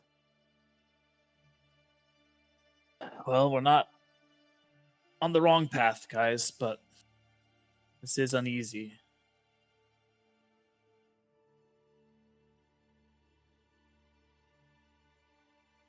All right. Everyone okay to push on, or do you want to camp? I think camping would be more advised, but probably in a more safe area if we can find one of those, not just out in the open in the woods, knowing those things are out there. Sure. I would say with Mandy's survival roll, you would probably be able to, as you kind of continue on for another 30 or 40 minutes, you'd kind of see this like lower valley where you think you find a pretty safe place to set up a tent or two. There's kind of like a small pool, like a small little lake. It's almost kind of like nice and serene if it wasn't perpetually dark and misty and frankly just very creepy. And you feel like that would be a pretty safe space with your role and your connection to nature, that you feel like this would be a good place to set up camp for the night. How many like entrances or really accessible ways are there into the camp? I mean, it's a woods, so like it's as safe as it's going to be in a woods. Yeah. The benefits that you like is that it is sunken in, so you're not like up on an elevated position. So if you decide to light a fire or something, the fire is well hidden. There's really kind of like 2 or 3 main paths, and then everything else is very heavily wooded. And the benefit is that there's thick brushes and bristle. So if anything does come, you're going to hear it moving through that more than likely, as long as you keep eye on the main path. Gotcha. Griff goes like full bushcraft and starts like he's digging out like a small little area for the tent. Like it's actually kind of impressive. He's just kind of going for it. Right? You guys head and down for the night. Swink's gonna set up an alarm at the main path. Is that with a spell, or are you gonna like At the spell. rig yeah. something? Okay, yeah, fair enough. With the thread, you slowly place that so that is covered. Are you guys going to be taking watches, or Aimon offers first watch. He just scurries up a tree and using Mask of the Wild to hopefully attempt to hide even when you are only lightly obscured. So he's trying to sit so still that he seems as though he's just branches on this tree. I am gonna do the same thing. Mm-hmm. I'm gonna help on the first watch. Okay. Swink will trance and then take second watch. Griff will just lay here on the ground. Fair enough. So you begin to trance, you begin to sleep as the two of you take first watch. Go ahead and roll a perception check for me. Okay. To see if you notice anything. That's a 7. Ba, ba, ba. 22. 22. Nice. As you guys are kind of sitting there on watch, Aimon is up. You're in a tree, right? You're just kind of like keeping an eye out, etc., right? Like kind of looking down. You don't see anything. You don't hear anything. It's just kind of I'm in a boring. different tree. As you kind of look and glance about, you don't see or hear anything as well. And an hour or two passes, another hour passes, another hour passes, and it's uneventful. And you get to the kind of edge of that time, and as you kind of jump down off of your tree, you kind of head to the camp. Aimon, you kind of nod off for a second. It's been a long day, right? You kind of wake up. You're on the ground. You must have fallen out of the tree. Strange. Kind of stand up, dust yourself off, look around, and something catches your eye. Kind of a glint a little bit in front of you. Walk towards it. As you kind of walk, kind of lose it for a second. It's almost like it caught some light, but there is no light. You're confused. As you continue to walk, you step and you hear this hard crunch, and you feel something hard beneath your foot. As you kind of lift your foot and you look down, you see a black crystal gem beneath your foot, familiar to you, one that you recently threw out of a window. And as you look lower and investigate this gem sitting in the earth. 8 hands erupt like a spider out of it, grasping onto your face and pouring itself straight into your head, to your forehead, as it lurches you straight into the ground. With a crack, you awake on top of the tree for your watch. And in your hand is a black gem, a black crystal gem.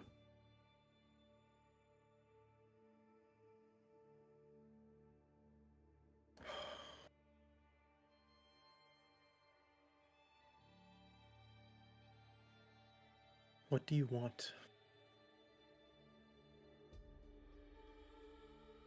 Roll a wisdom saving throw. Let's do it.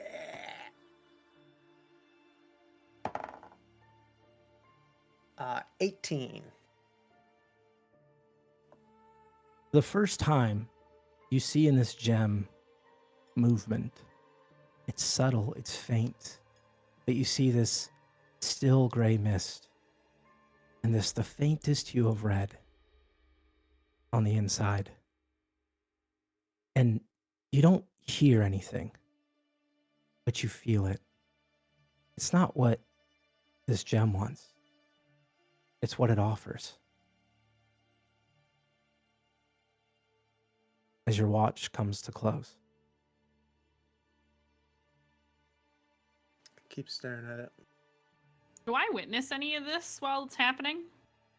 As you kind of come down from the branch, I would say give me a perception check just to see.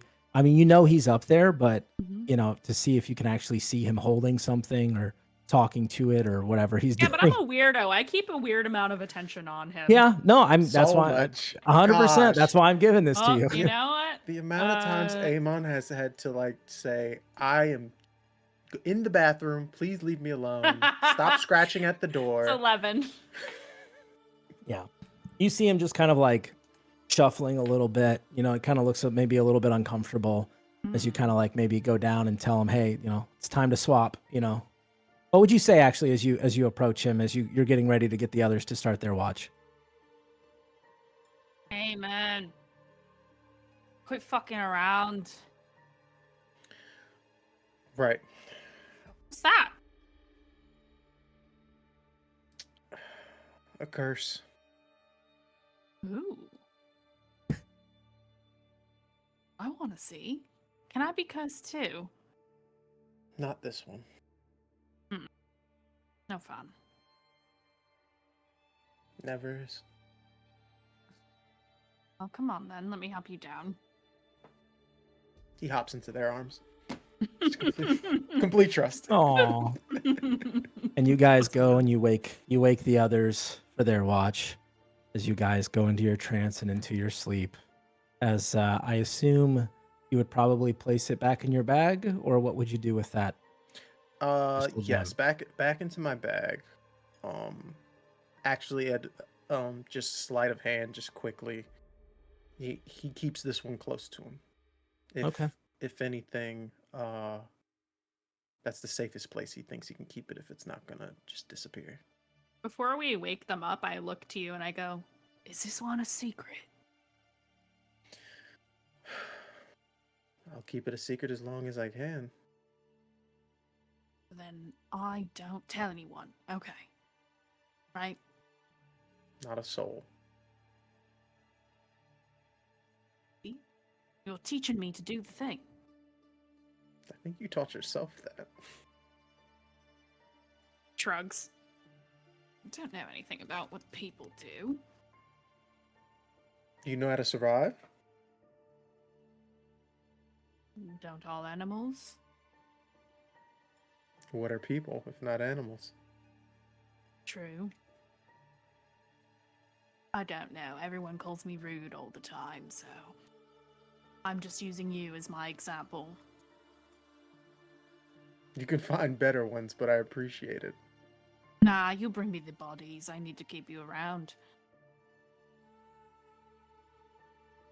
It's like the bodies follow me. And I will follow them. And I will stalk over to wherever Swink is, and I nudge him with my boot. Swink just looks up, Wakey. stares at her. Any movement? Nothing really. Uneventful. All right. Swink pops up and his watch, he'll basically just kind of like continuously circle the camp, stealthily kind of moving around, keeping an eye out. Sure. Do you wake up Griff, I assume?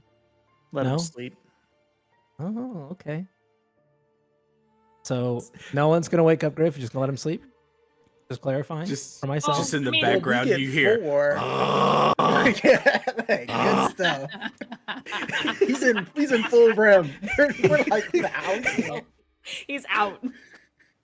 He Yeah, is Swink. out. As Swink's like walking around, he realizes or he thinks to himself, if it's not the fire that's gonna get us killed, it's the snoring. It's a damn snoring.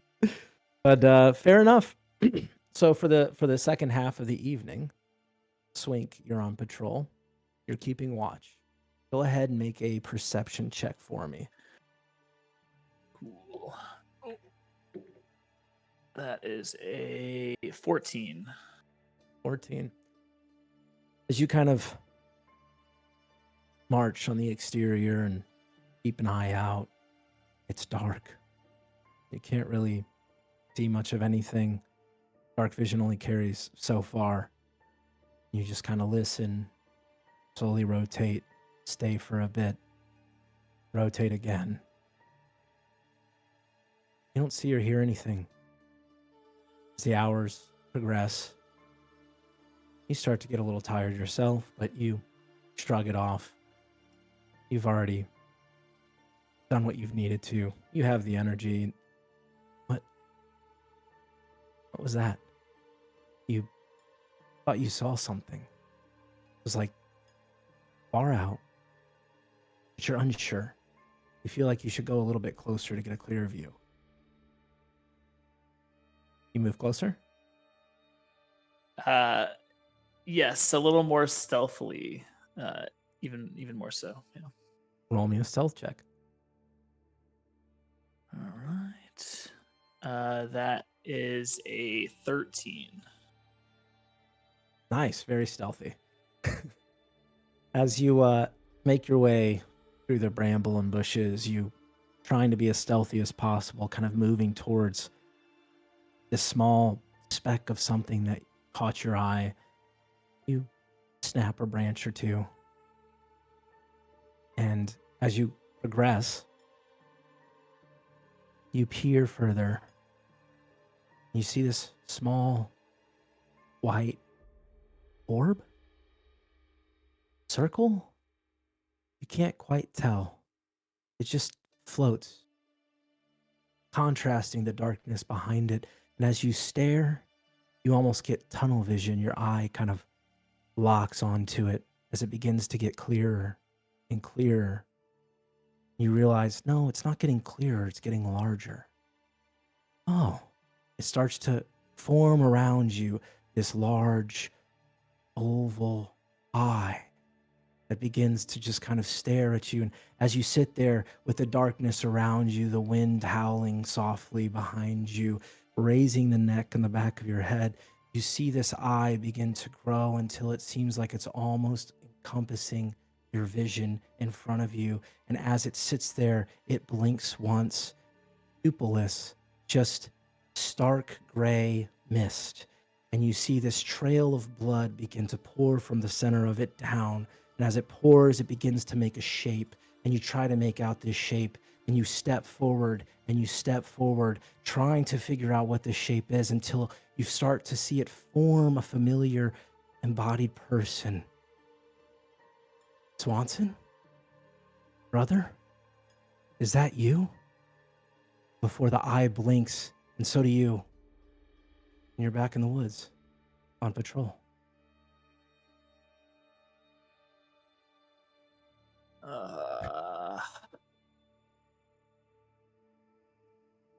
He would go back and find a perch in camp. He's like, I've been walking around too much. I'm going crazy. Ugh. Okay. How long has he been gone? in his mind, he went and investigated, but he only stepped maybe 1 or 2 feet forward. Oh. The rest of the night goes by uneventful, peaceful, almost calming for those in deep slumber, snoring away as Griff is, as the rest of you have thoughts and emotions and feelings. Until I would say the day comes, but the night comes as you kind of slept through the day, as you are the night shift, and you begin to pack up your camp. You begin to set out for the second kind of, I guess, night of your journey. Do you have the similar marching order, or do you want to change things up? Still moving stealthily, I assume? Or does anyone want to discuss anything that happened in the night? Feel free.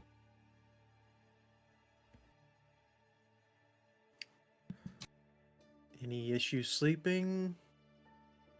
Any nausea? Headaches? I know Griff slept well. Well, Griff feels great. Yeah, okay. I think all of us understand that. Hmm. Y'all looking at Griff like that again. Not in here. You're a noisy sleeper, but you know that.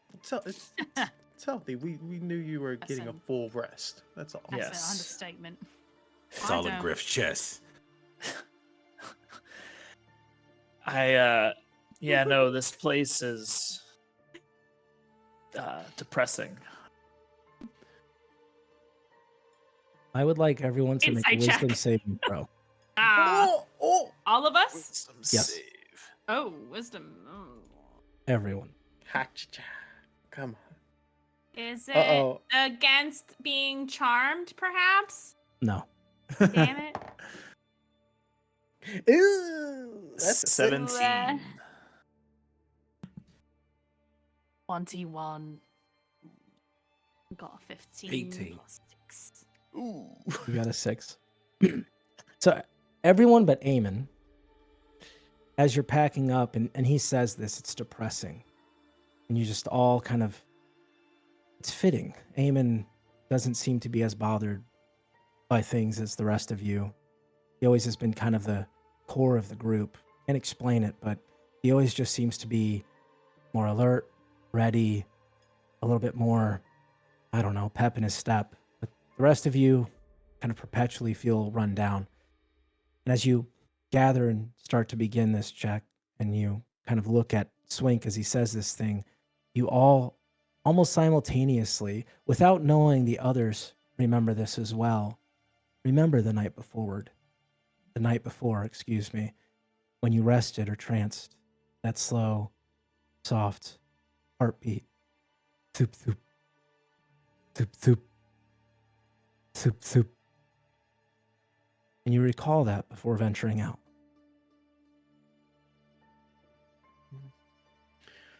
Everybody ready? Did you all hear a heartbeat last night? You heard it too. In Yeah. my dream.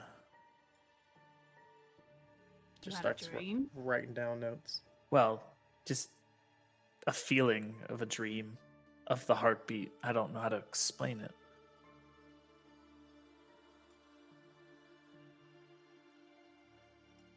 Insight check. Is it a heartbeat or was it like drums? Possible like marching order or something like that? A heartbeat, Aimon. I'm just saying dreams sometimes things that we assume are happening, you know, maybe somebody was calling a signal or something while you were sleeping and then that's why you heard and assumed it was a heartbeat. I'm just giving options. I'm not saying Did you that not hear couldn't it have been either? a heartbeat. I did not hear this heartbeat you guys are talking about now. So all three of us heard a heartbeat, and you're doubting us.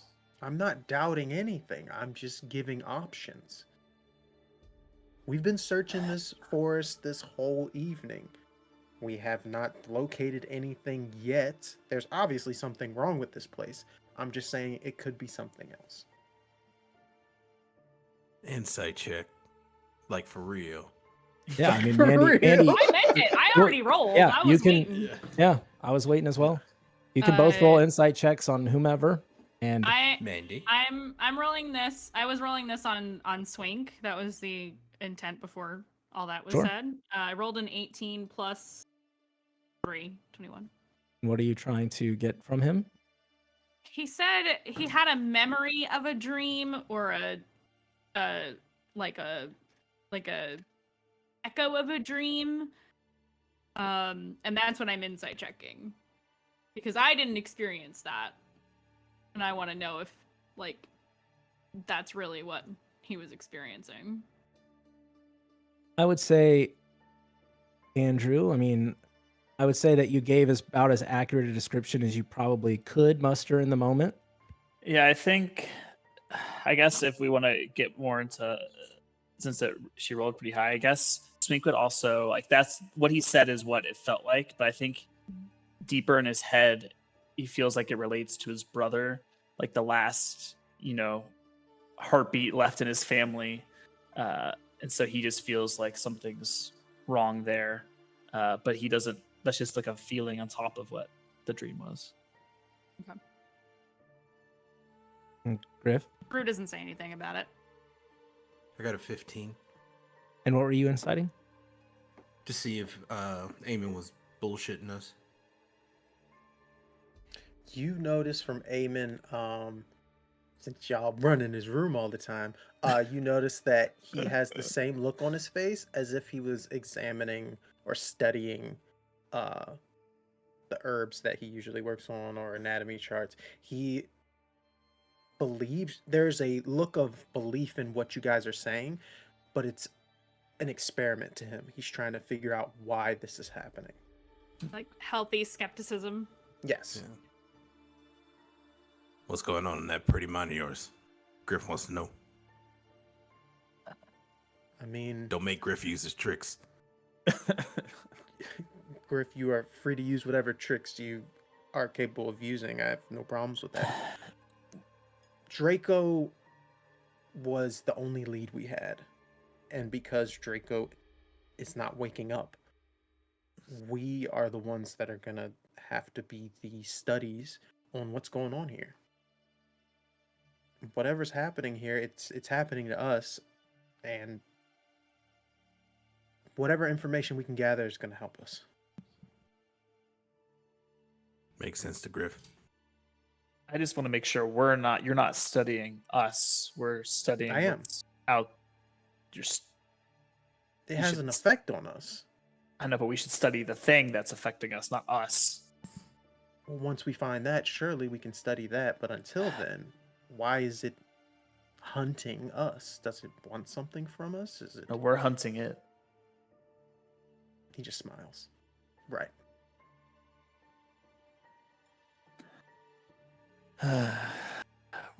What are you turning on each other? What is happening right now? Griff just asking questions. There is no mutiny here whatsoever between us. We're just trying to figure things out, gather information. The more knowledge we have, the more we can be able to combat whatever's out there. Aimon, make a wisdom saving throw. Absolutely. Spicy. Ooh, that's better. 19. 19. As you say the word mutiny, your mind goes to a tent with a soldier standing in front of you, a commanding officer, you holding the dagger behind them. And it shudders you for a moment, but then it passes. A familiar scene, one that you know of.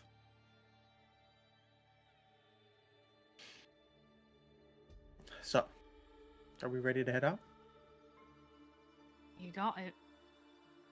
Let's get going. See if we can pick up the trace. Fair enough. Same marching order. Works for me. Right. Yep. Go ahead and roll a survival check. And I will allow anyone to roll a survival check if they so choose they want to, or perception. Just tell me what you're doing. 30-20 survival check. I'm gonna see if I can pick up a trace of the monstrosities or whatever those creatures were. Ooh. Okay. I'm gonna roll a perception. I rolled perception and got a 24. This is the best I've ever rolled in my life. I want it to be documented. I, 22. Me too. I think Amon's in his notes, and he wants to try and connect the information here with past information. How so? Is this similar to his histories of his former histories of dealing former with company? this space? Yes. Yeah. Are these the nausea, the dreams, the sleep deprivation? Is this connected? Sure. I will say first off, thank you, Raiders. Hello, Becca. Thank you, friends. Love you. Miss you. For you, Aimon, it's weird. There's not really a connection that you feel because you don't feel what they're describing. You feel fine. Yeah, the woods may be a little creepy at night, but you're sleeping fine. You don't have any issues. You haven't since you've gotten here. So it's hard for you to really kind of connect. For the survivalists who are trying to cart and path the way, I think you both, over the next few hours, as you continue this trek, you're nearing 2, 3 a.m., still perpetual darkness. As you kind of caress over this kind of hill, you both spot something faint and pulsing red in the distance. And as you kind of inch maybe a little bit closer, a small house, cottage, a small home begins to come into view in the distance. That's all you can make out from here.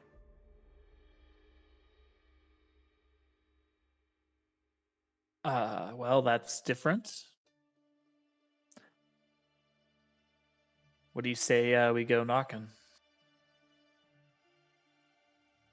Do we know of homes or people living in between the checkpoints? Yeah. Roll a history check. Oh, joy! And anyone can that's been here. Did I notice anything outside of what the two survivalists noticed? Oh, you rolled a perception check, right? Yeah. What was the roll? 24. 24. Yeah, it was your best roll ever. You don't see anything. No, I'm just kidding. You're actually the Oh, no. one that calls out the red pulsing to begin with. As they kind of hone in on, like, there seems to be some sort of trail this way, disturbed trees, branches, things moved out of the way, broken twigs, things like that. You guys kind of say, oh, okay, there was a path or something here. We should probably head in this direction. As Griff, you kind of see this faintly red kind of pulsing far off in the distance and kind of the outline of what looks to be that structure. That art is sick. I got a 9. Great. I got an 11 on history. Fair enough. You can't recall there ever being a mention of a house or buildings or homes. You maybe just weren't informed. Maybe you weren't brought up to date. Maybe you just never have heard of it. But yeah, you don't recall that there's anything strange with a home being in the woods. Swink Yes. wants to sneak up to it to see if he can see inside the windows or anything. Sure. Yeah. As you are you going to do so stealthily? I assume. Yes. And are you going by yourself, or are you having the group come with you? I'll go by myself. So I get some more Sure. bonuses if I go by myself. So while they're like kind of thinking, trying to think like, hey, do you know anything about houses? And then Swink just kind of slinks off. Swink slinks. And sneaks up. I rolled a 15. Okay, not terrible. As you begin to move towards, as you approach the cottage, to give you an idea, you see this cottage. It's weathered by time and elements. There's iron gates that kind of surround it. Not a large yard per se, but they're rusted with time and age, failing to keep anyone or anything out, or perhaps failing to keep something in. It sits abandoned, its windows shattered, its doors hanging slightly askew. Same with the shutters. You see a series of unmarked tombstones resting on the side of the building. The roof and exterior stripped to the bare bones of what it once was. And on the front right side, your perspective, but on the front left side of the house, you see this massive tree that almost seems to be grown into the house, but also like adjacent to it. Like the house almost is like melded around it, or the tree kind of grew up in through it. And it's this massive tree with this like pale bark that is dead. There are no leaves on it. It just kind of protrudes. And in the top right, where that window is next to this tree, you see that faint pulsing red light.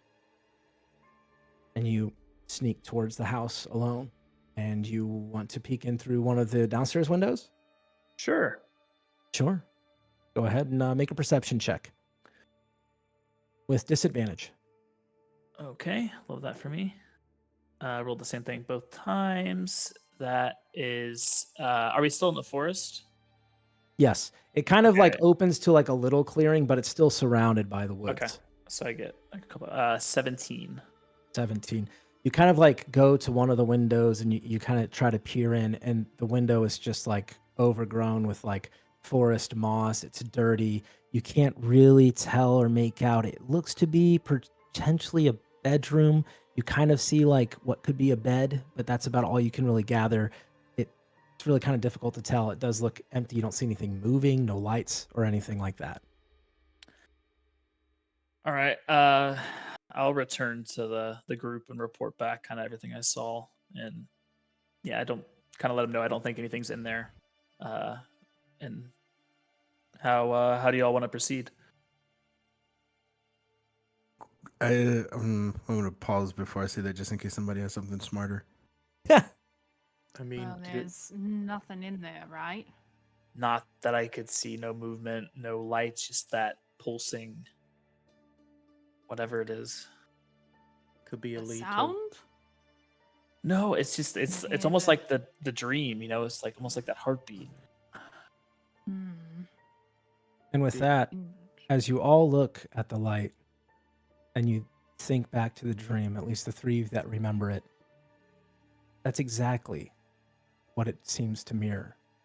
Almost to the pace that thoop thoop, thoop thoop, thoop thoop. Did anyone else just get the chills? I mean, it was like an awkward silence for a while, so I was. Hmm. I feel it. Yeah, if that's what you're. Is that what we're all?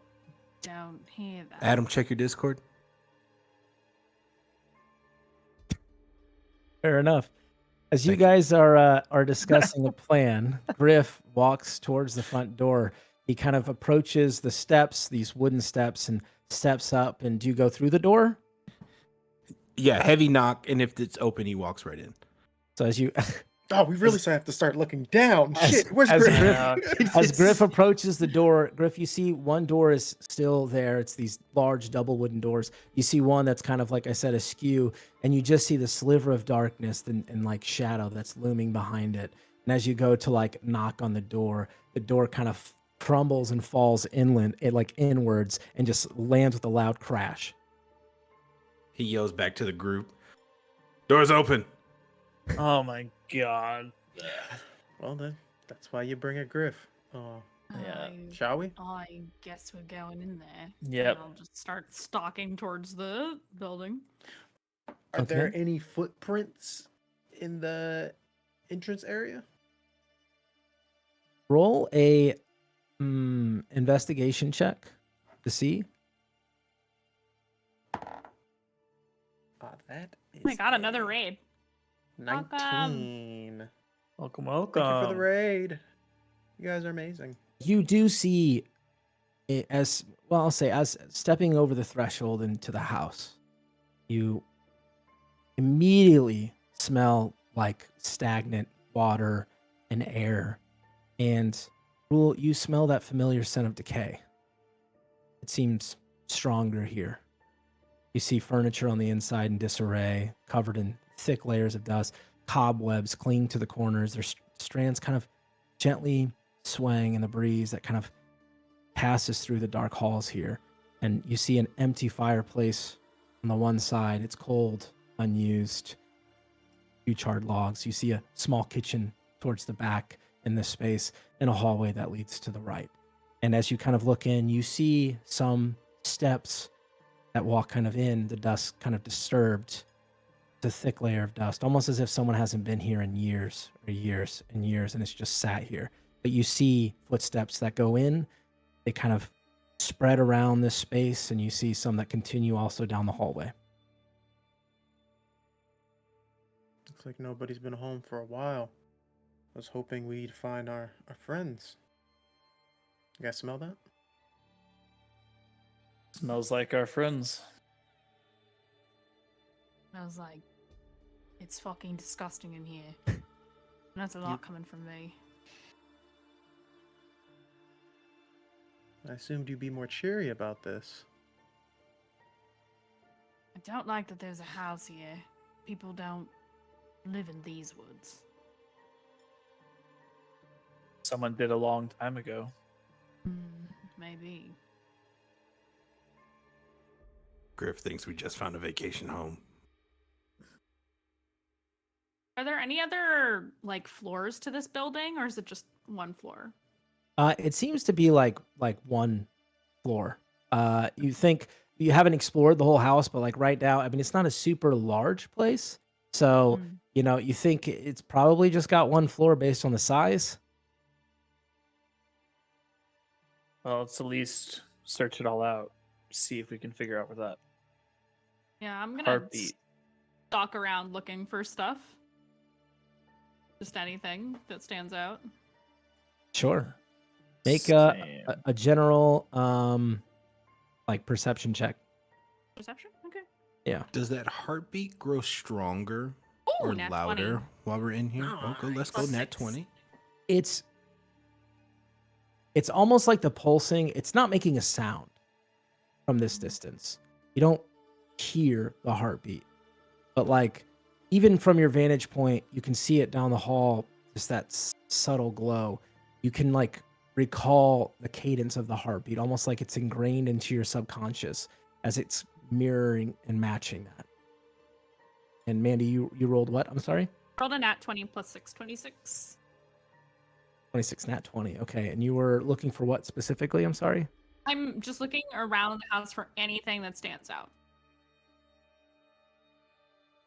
Man, I want to reward a nat 20. But there's not really anything that kind of stands Food, out. The trinkets, one thing something that's gross. I will say the one thing that stands out obviously is the footprints, right? Okay. I would say that you could, as you go to the hearth, you see that it is some charcoal logs there, hasn't been used in a while. You do see a poker that's there, and at the base of the poker, you can kind of see just kind of like what seems to be a carving kind of in the ground. Okay. Just kind of makes out, it's kind of hard to kind of tell, but it sort of looks like the symbol of the Serendari military, but like very crude. It kind of looks like a sword with like a emblazoned sun behind it, but it's like rudimentary. So no food, no gross things, No. no cellar door. Okay, cool. I point to the thing and I go, look, military outpost maybe, or deserter. Or Draco stumbled his way upon this house as well. Frogs. I don't care about any of that shit. Signal. But it's here. I want to know what this damn heartbeat is. We head down the hall, or Swink head down the hall toward the Yeah. heartbeat? Yeah, as you turn the corner and you kind of look down towards the hall, you see two doors on your right. Or sorry, you see two doors on your right, one on your left. And the glow is coming from the furthest door on the right. You see it's like partially ajar, and it's like casting this soft red pulsing glow kind of sort of upwards. And Wanna do kick I the see door any of open. that? Yeah, everyone would see it. I mean, it's a hallway. okay. Yeah. There's 3 doors, and you see the glow because it's dark in here, so you see that pulsing glow. So if you all approach kind of that, you would Yeah. see that there's the hallway. I will say, as you kind of stand there and you look at it, I would say Swink, as you kind of begin to kind of stare down and you see that pulsing light, you feel that familiarity of the heartbeat. You kind of hear it ring in the back of your head, and you think of the night before with that eye as it kind of grew larger and larger. And as you stare at this hallway, you almost see it like extend for hundreds of feet as it just kind of continues on further and further away, like if each step you took doesn't reach you or get you any closer to the destination. Do I feel that too? Nope. 'Cause I'm like stalking around looking at things. Yeah. It's just a house. It's just an old house, and you're looking around and you see the hallway. Do I see the glow? Yes, everyone sees the pulse. Okay. I see him like hesitating. I'm like, come on then. And I will walk around him down the hall like it's because it's normal for me. He kind of shakes out of it, trying to come to his senses, and everyone's be aware. He'll take out an arrow and knock it and like get ready to fight.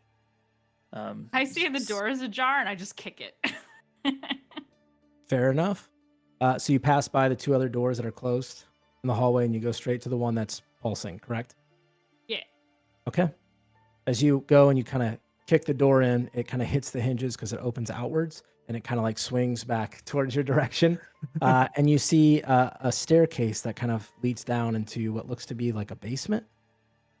I knew there was a basement. And you definitely see it kind of like goes into like a corner, so you can't really make anything out, but you definitely see a very heavy red pulsing glow now. Spooky shit down here. Yeah. Before we head down, we gotta clear the rest of the house. You know, protocol. I don't give a fuck about protocol. They don't give a fuck about protocol, but I'll assist you on Thing, and then we get attacked from behind. Yes, protocol. that. I will check the left door stealthily if I can after the door is just been -1 kicked open. charisma, guys. Come on. Sure. Yeah. You open the door on your left, correct? Yes.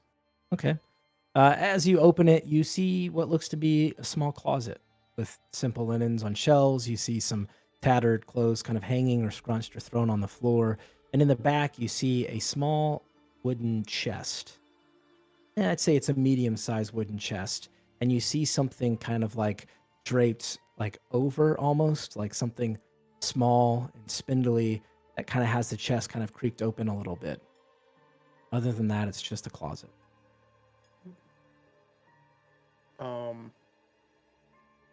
Just what do I have in my bag of tricks?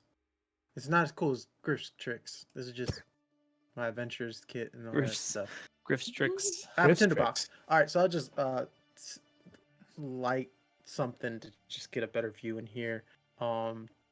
Does the chest look trapped at all? If I do, You're look standing it over. from back here. The chest is partially open. You see, it's like I said, there seems to be, and as you light a light, you see that there is like what looks to be like a mummified kind of bony hand that's just kind of sitting there with the chest kind of ajar. Oh, looks like we found something. Found a Swink chest with a has his bow hand. drawn. You open it. Yes, I'm gonna walk towards the hand on the chest after what we saw last night. Here's No. the funny thing. No one else sees a hand. The chest is closed. You see a hand, bony hand. Is it gross? Griff pokes his Very. head in the side of the thing. Where? Just looming menacingly. Aimon, Oh, I don't see a hand. So you don't see the hand. Sorry, space. What then I hands? see a chest. Fantastic. That means it doesn't exist. Awesome. And he'll walk in. Oh no, we're Then guys. do you This open the chest? place. Where are we walking in? The The room on closet the left. It's Oh, just you're a walking closet. in? Yeah. And you well, said wait, you wanted to wait. open the chest. I Aimon? thought we were out of the closet. I'm just I'm just walking up to the chest. Are there any differences in it? It still looks open to me, correct? Yep. It looks open. There's still like a bony hand just kind of protruded. It just looks like a regular wooden chest, Yeah. like something you keep linen in, blankets, things like that. Oh. So this is just a linen chest, correct? Yes. Swink is like literally aiming the bow at the chest, like And he'll just reach down. just oh He'll reach down and start to investigate it. Okay, Mainly the hand. He's interested in the hand that only he can see. sure. What do you do to investigate this hand? Can I do a medicine check on Sure. the hand? Mainly, looking at it as when you say mummified, does it seem like a hand of someone who was like buried back out in the woods, or is it like? Oh, roll a medicine check. Oh, Maybe I'll you tell got you. That's a whopping 13. This hand seems to belong to someone who's been dead for quite a long time. Gotcha. And it's just the hand? Is it attached to? That's anything? all you can see. Oh, that's all I It's can just kind of see. I'm wedged at the sorry. top. He opens the chest. Okay. As you open the chest, it's empty. There's no hand. There's no body. It's just an empty wooden chest. This house is stupid. What's That in the was- next room? anticlimactic. Seems to be affecting me now. Interesting. I'll jot that down in his notes. I open the next door. Just I don't check nothing. I just open it. Okay, you open the one across the hall. Yep. Okay.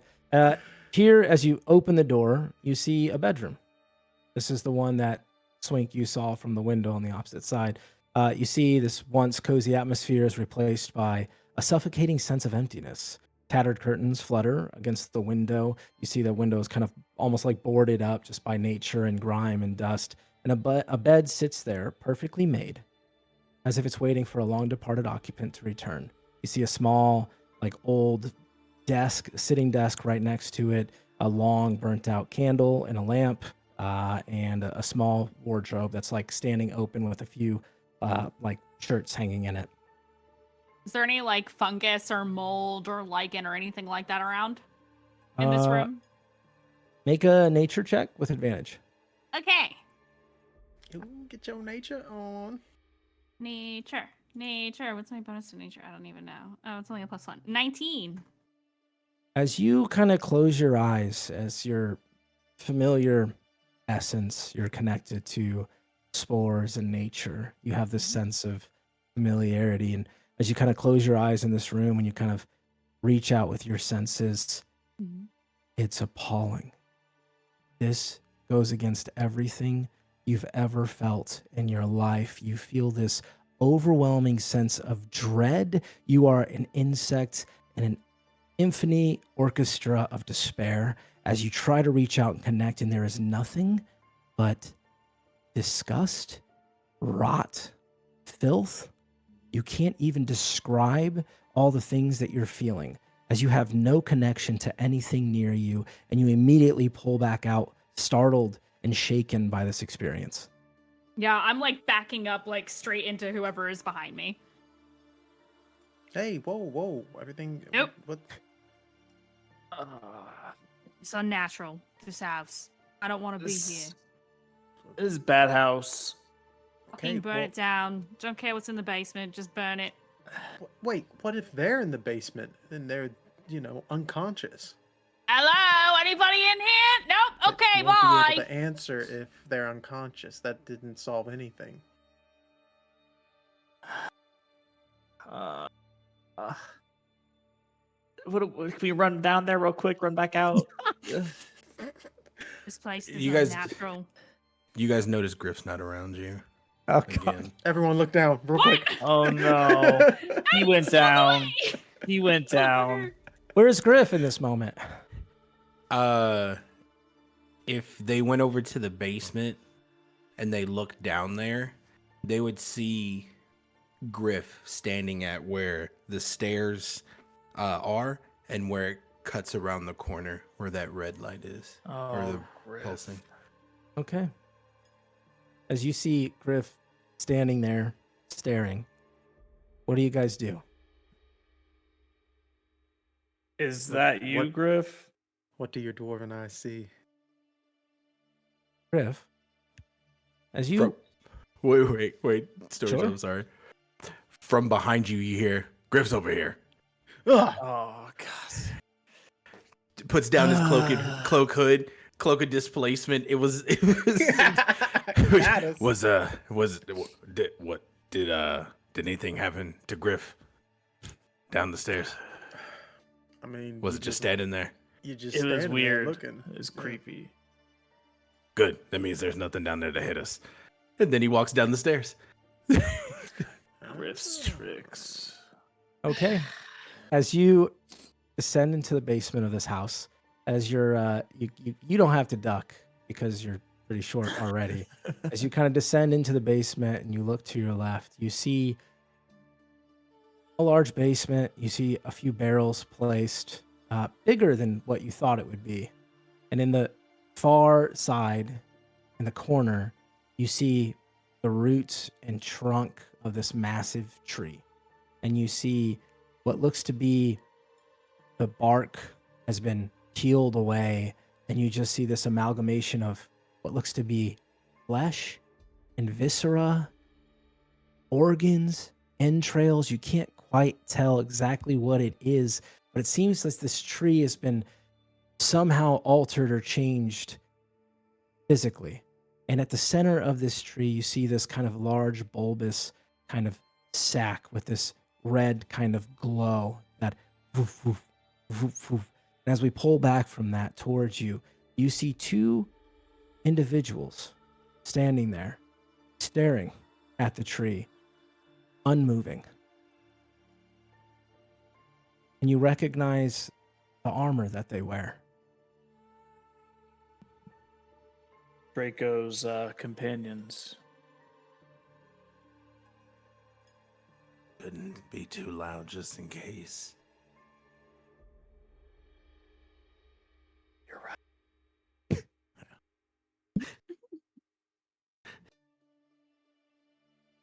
They seem to be distracted, hypnotized. We destroy the tree. Possible way of getting them out of it. Rue looks angrily at you but doesn't say anything when you say destroy the tree. We liberate the tree. With flame. Am I able to intuit what is happening to them right now? To the tree or to the To people? the people. It's difficult. You'd have to get a closer look. I mean, right now you just see the silhouettes you of gotta the get two closer. soldiers. But before we get closer, I want to toss a ball bearing to see if there's any flinch, do they recognize it? Do they, to the sound or anything? Where do you throw it? Do you throw it like at them? Do you throw it on the ground? You gave me a choice. I and should wanna- clarify, and the I wanna ground pick it. does have like roots and vines, like, you know, this tree is like grown into this house. So it's not all Gotcha. covered in roots and vines, but there is like a portion of it that is. I like beer pong toss it at one person's shoulder. Okay. As Not the you beer pong. roll an attack roll. Let's see how accurate you are with this ball bearing. Oh my god. I love it. Could it be athletics? Nope. Damn. Okay. So just like unarmed attack. Yeah. Okay. It's not very far. It's not a high DC. Nat one? You nat one it? Please tell me I don't blow this person's shoulder out with a nat 20. No. Oh man, I'm happy you did that now. No. For a total of 27. Whew, okay. Wow. You line up your elbow. You've done this a million times in the tavern, right? You're used to this. And as you go, you toss this ball bearing at the back of this soldier's helmet. or sorry, he's not wearing a helmet. You just see like the back of their like, and again, it's backlit, so it's kind of hard to see. And as it hits, you hear it like hit like the skin of the back of the neck, and it kind of like sticks for a second before it like falls down. Ugh. And the soldier kind of just stands there, and then you just hear this like mush sound, this kind of like peeling, succulent, like, and where the impact is, you start to see his body almost melts away as you see his skin start to peel off from his face and kind of start to pool down his body and onto the floor in this like mass puddle that then just goes still as you're looking at the bare bones of bone and muscle. There's no flesh on the back of this individual as they just stand there. Shield your eyes. Just don't look at the tree. Don't. We need to destroy that tree. We need to destroy this whole fucking house. Griff On would that like to cue, leave now. as you say that, you see the tree, once the skin kind of falls and the ball bearing drops to the floor and rolls, and you see it just tap the edge of one of the roots. The pulsing stops. The red glow increases. And you see these limbs start to lurch out from this tree, these mouths at the edge of these limbs and rows of jagged teeth. You see that kind of bulbous sac in the middle kind of begin to undulate a little bit as you see this large head kind of peel out and I need you to roll for initiative. Hell yeah, let's go. Can we just run up the stairs? Well, I we mean- still gotta initiate running Yeah. for our If lives. you want. Adam, question: would this still count as being in the Ooh. forest for my natural explorer thing? Nope. We Dang. in a house. But I appreciate you asking. I would have done the same course. thing. It's a whopping 5 for your boy. 10. Okay. Dirty Swink 20. 10. Griff got 20. I'm running. Aimon, you got 5?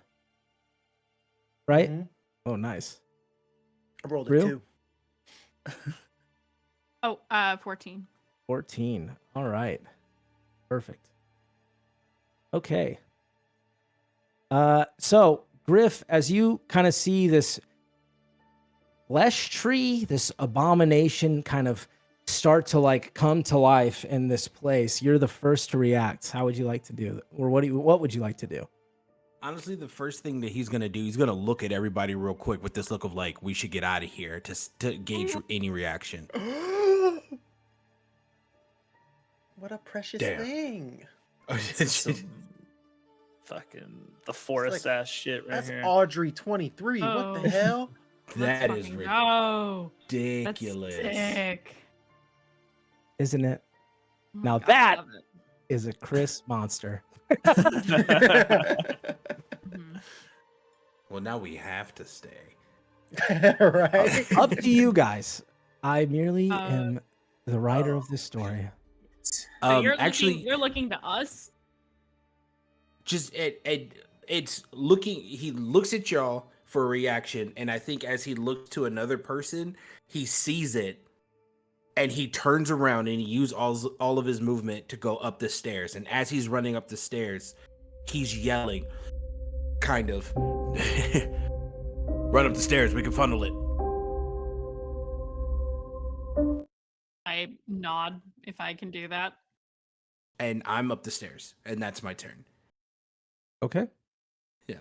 Fair enough. As you kind of run up the stairs, as this tree creature begins to kind of move or whatever, you see one of the limbs hit the other soldier, and as it kind of hits, it kind of falls off in the same effect. You see the skin just kind of peel off of this, almost as if it was like barely clinging to this soldier that is now obviously, as it falls over, long dead. Its eyes just empty sockets as you just see the muscle and the tendons and the bone protruding from it. And you see the skin again just like peel to the ground, and then the skin almost like disappears. Like you see it just kind of like suck into the underside the backside of this soldier and kind of disappears.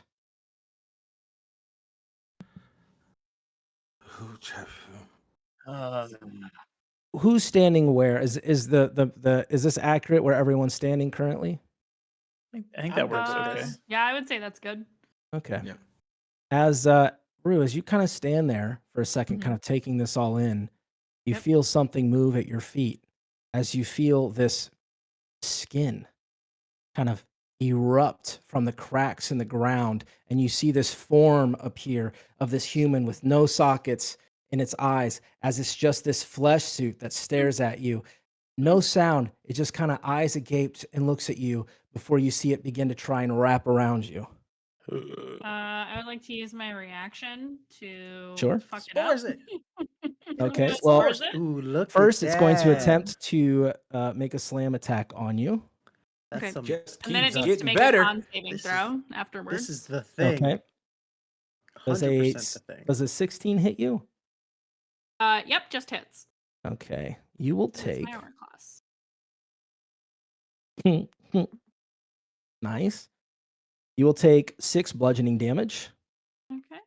And then you said what? You needed what? Sorry. The creature needs to make a Constitution saving throw, DC of 14. All right. It made it with a 16. Okay. Never mind. Okay. Nothing It happened. will attempt to slam you again. Oh. Does an 11 hit? No. Okay. So you see this like humanoid sack of flesh with these 2 sunken eyes and this sunken mouth just slam at you once and it hits you, and then it slams at you again, but it misses. And that is that's turn. And as you kind of are like looking at this, Aimon, you kind of are staring in horror at this flesh suit as you feel that same kind of gurgling underneath you as the flesh from the other soldier appears in front of you and erupts from the ground and is going to attempt to slam you twice. Got it. Does a 17 hit? Oh, most definitely. Okay. You are going to take 5 damage, bludgeoning, Okay. Got it. and it will attempt to slam you again with a natural 20. Nice. So you will take 11 bludgeoning damage, and Yeah. as it hits I you will one uncanny time. dodge the second one. Okay, fair enough. As you so you can half the damage. As it hits you on the first one, you feel it kind of stick to you a little bit. And as it hits you on the second one, you feel it latch. And you see that face rush towards you and latch onto you. You are now restrained by this entity and blinded, and you're unable to, or sorry, you're grappled. It is attached to you. You're blinded and unable to breathe. Got it. Shit. As you see basically the skin of this soldier attached to Aimon. Oh, there goes my plan. Fuck. Rue, it is your turn. I am. I'm going to hold my action until I can be sure that other people are safe and moving up the stairs. Okay, what are you holding? So I'm holding my turn. I'm holding tidal wave spell. Okay, fair enough. That will be your turn. Okay, so you kind of start casting this spell and you're kind of holding it. As you do, you see the limbs begin to move on this tree as you kind of realize this thing was almost sitting on top of the tree. As it begins to peel away, you hear this moist sucking sound. This, as you see, like the tendrils kind of ripped away, almost like Venom as he moves in Spider-Man, right? That same similar kind of style. As you see all of these tendrils and legs start to scamper forward, and it is going to go towards Swink. It doesn't have to. And as it kind of sits, it's going to move kind of like in the middle of all of you, where that tree is. And I need all of you to make a DC or make me a Constitution saving throw. With me holding my breath, or No, you don't have to. Okay, I was. But Swinkin will do. 13. 17. Okay. I'm still in a pickle. Swink, you are going to take 3 necrotic damage, and you're going to be poisoned for this round. Love that for me. And as it kind of moves towards, you just smell that scent of decay. This is the source, or a source rule that you've kind of sensed this entire time, but it's perpetuating from this creature, this entity. As it's going to move towards you, Swink, and it's going to make a bite attack as one of these kind of elongated tendril heads kind of looks at you. It kind of snake moves and then latches out towards your throat. And that is going to be a 16 to hit. It hits. Okay, I'm just going to roll this here. It's going to be easier. You're going to take 21 piercing damage. Jesus. And then you are grappled by this thing. God damn it. Chad, I told him I wasn't pulling punches. so that is that entity's turn. Oh, actually, I lied. It gets 2 of those attacks. Go for it. Fuck It's me going up. to it's going to go and attack at you again. Actually, no. It's going to attack at Rule. And it's going to miss. It rolled a 4. Ah, I assume a 12 doesn't hit you, correct? that does not hit me. Okay, you see another, like, it's like almost it protrudes out of its side. You see another one of these like gaping mouths. It like gnashes out, and you just kind of deftly duck out of the way. Swink, you are currently grappled. It is your turn. How do you break out a grapple? What do you have to roll? You need to make me a. How would you like to roll out of it? I guess. Definitely would want to use like acrobatics. Okay, how would you deftly try to acrobatics your way out as it's grapple? I'm sorry, your grapple. I'm gonna say it's more of a strength-based thing. So Okay, that's fine. I'll give Yeah, I'll you just try to a strength basically save. try to brute force straight. Yeah, straight up. yeah. Okay, that's fine. Let's see here. Come on. Swink kind of starts to struggle, and he's like, okay, this thing's for real.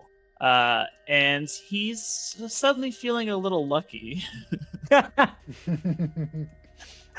And he tries again with much harder effort. Oh, that's much better. 22. 22. You are able to break free from this individual. That will, I believe, consume your action. So what would you like to do for your Correct. bonus action? My bonus action. Well, at first I'm going to run toward our good friend Griff. Try to get to the stairs. You will get an attack of opportunity. But it's a disadvantage, which is nice. So I have defensive tactic, escape the horde. Opportunity attacks against you are made with disadvantage. Oh, fair enough. Okay, I will roll at disadvantage. It misses you by a mile as it rolls a nat 1 on the first guy. Perfect. So I'll get up the stairs next to Griff, and then on the big creature, I will cast Hunter's Mark as my bonus action. Okay. Fair enough. Amen. Are we at I was gonna say, let me know when we're at the bottom of the Yep. round. It's Aimon, and then it's the bottom of the round. Okay.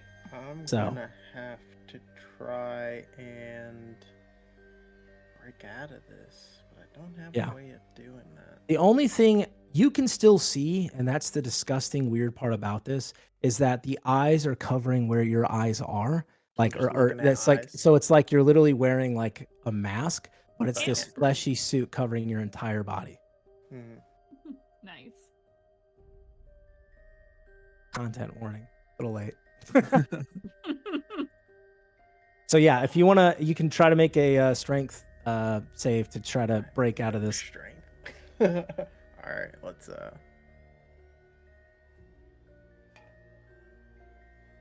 I'm the only one down here, right? Or no, who's next to me? I'm with you. I'm with you, buddy. Let's try it. 12. You're so close, but no, it is still stuck to you. You like do your best to like push against to try and peel this thing off, and it's like it's suction cup to you. Got you. Well, holding my breath and with my bonus action, I unsheath my short sword, smack it against the stone of this basement, kind of like a tinderbox, and it lights a flame. Okay. I would say, That's a bonus action to do that sure. for the item. You are grappled though, and you Yeah. failed to save out of it. I'm just trying to think if you would be able to grab your sword. I will allow it. I am a Okay. gracious DM. I would say make a dexterity or a strength check. I will Okay. just for this. I will see if you roll well. I will give it to you. You said that that is an 11. 11. I will at this time remind. Nope, never mind. That was way earlier. Forget that. I was gonna say the combat inspo, but that was a long time ago. Mm-hmm. Okay, fair enough. So you are still stuck there. You're not able to fully. I'll say you get it like part of the way out, but you're still kind of struggling to get that out. Okay. And this is where the end of the round is. Okay. Cool. Hey, buddy, how many hit points do you have? Do it. Okay, I'm gonna tidal wave. Okay. Mm-hmm. Fair enough. You're gonna tidal wave basically in front of you towards all three creatures. Mm-hmm. And your boy Aimon. Okay, fair I'll enough. heal him. It's fine. What is the give me the parameters of the spell?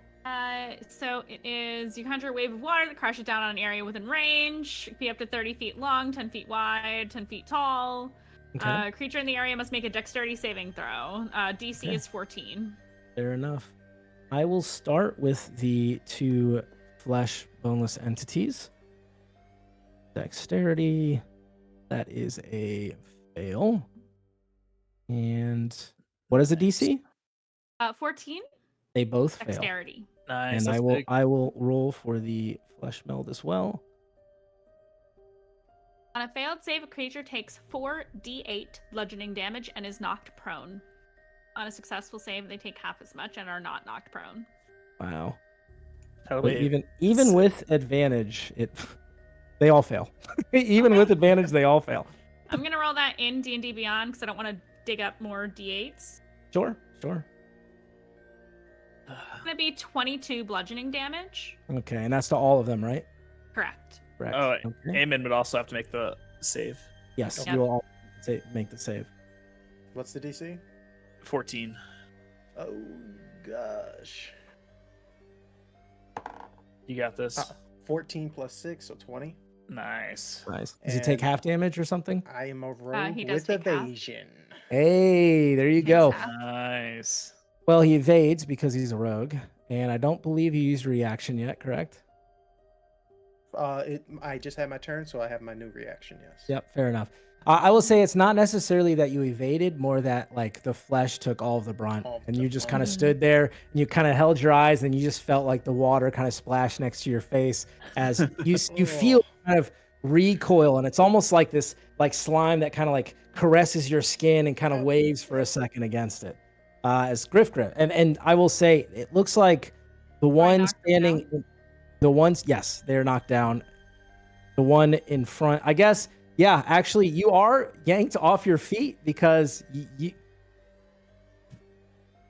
That's interesting. Nope, you stand firm, but you can tell that the one that's on you is like barely hanging on at this point. You feel it kind of like starting to slop off. The one that was in front of you, Root, just kind of gets knocked and pushed forward and down, and you also can see that it's barely it's trying to keep itself together.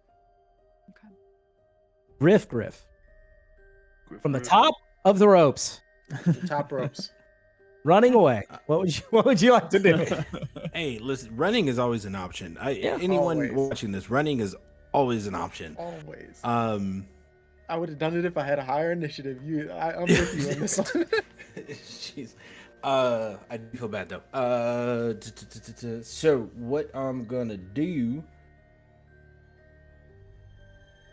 Screw it. So I'm gonna get into the mix of it. So bonus action, I'm gonna rage. Let's go. Mm-hmm. And Do it, baby. From the top of the key, we're gonna get next to Rue, right up in that Chili. skin suit's grill. Hot. The meat. Awesome. So honestly, it's pretty much just like you hear just this subtle yell from the top of the stairs. It's just like, ah, and you just see Griff, all 4-6, leaping off, hammer in tow, just to come down on this thing. Hell yeah. All right, roll to Beautiful. attack. And you're doing the flesh thing in front of Rule, right?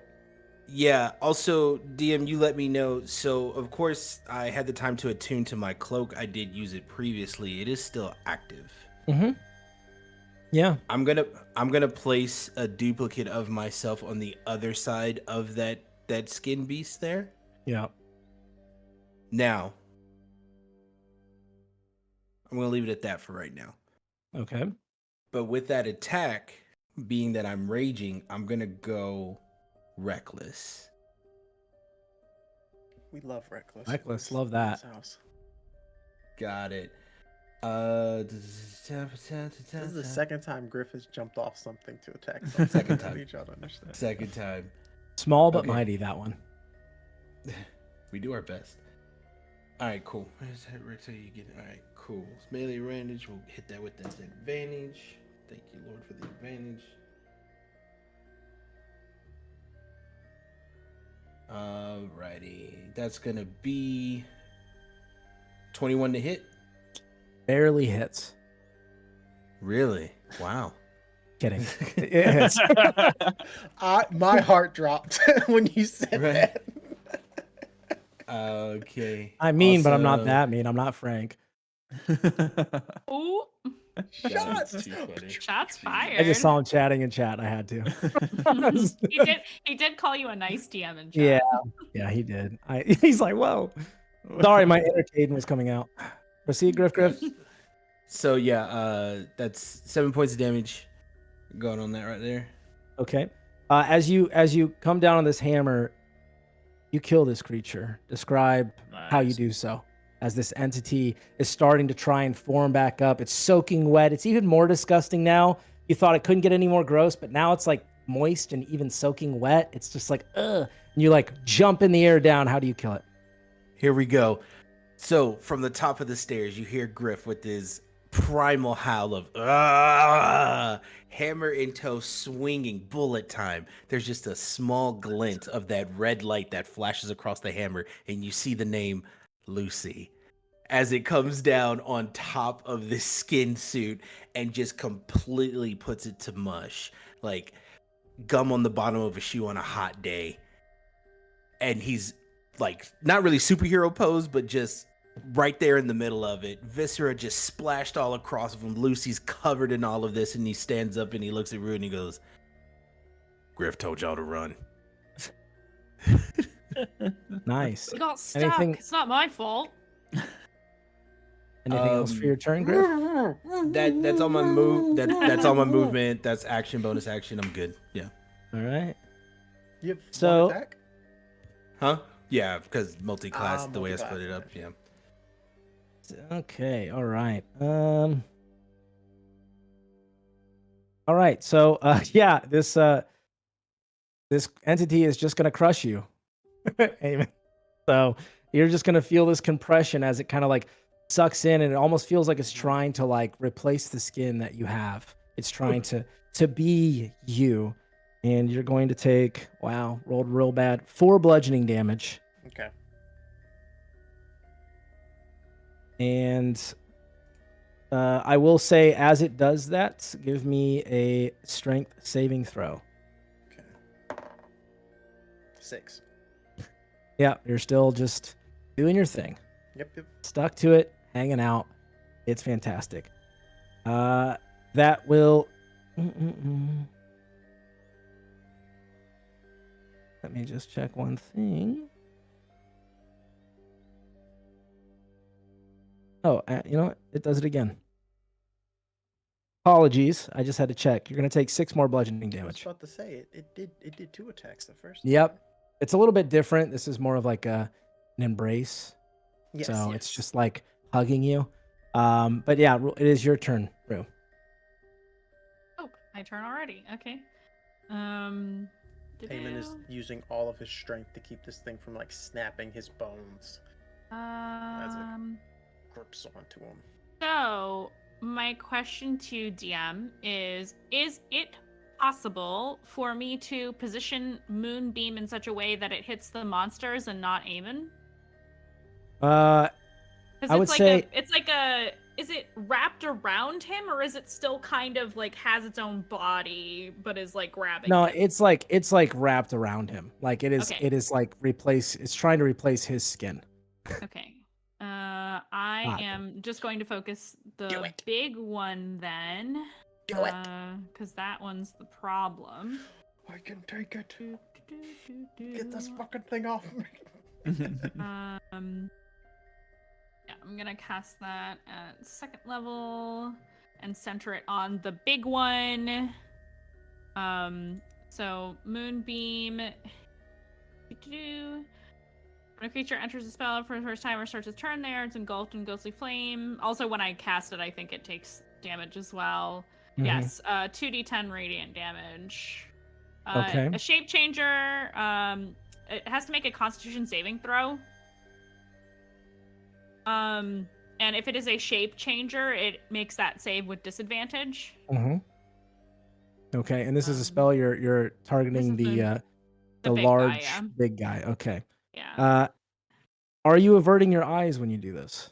Because the first spell you cast was just kind of a wide wave that you kind of brushed forward into the area, and this is a concentrated light. approach. And I'm going to give you this because I am a gracious DM.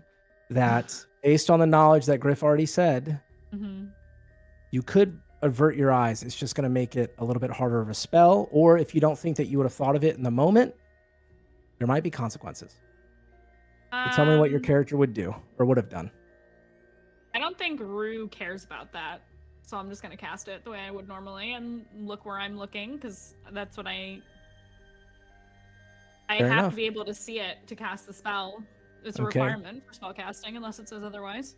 Okay. And this is a save on the entity, right? Correct? Correct. Okay. Also make me a wisdom saving throw. Okay. And I will make the save here. Oh no. Oh, yeah. 19 plus. 10. What am I rolling? Con, I believe. Con save. 21. Does that Okay. succeed? Hold on. I'm This guy.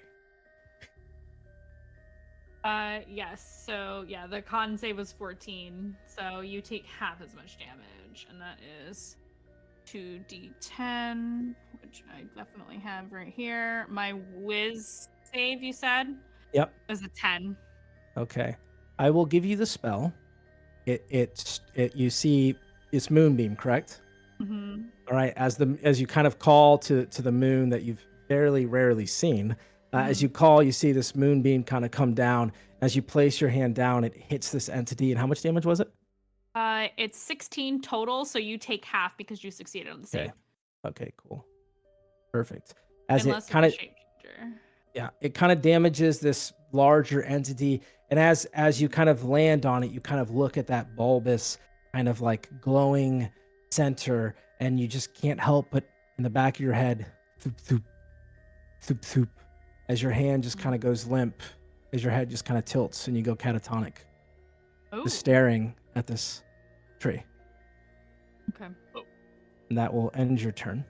Do I have to make a save for my concentration if I'm catatonic? As you go catatonic, and this is where I'm not nice, the spell fades. So I'm giving you the damage right at the beginning. Even with Warcaster?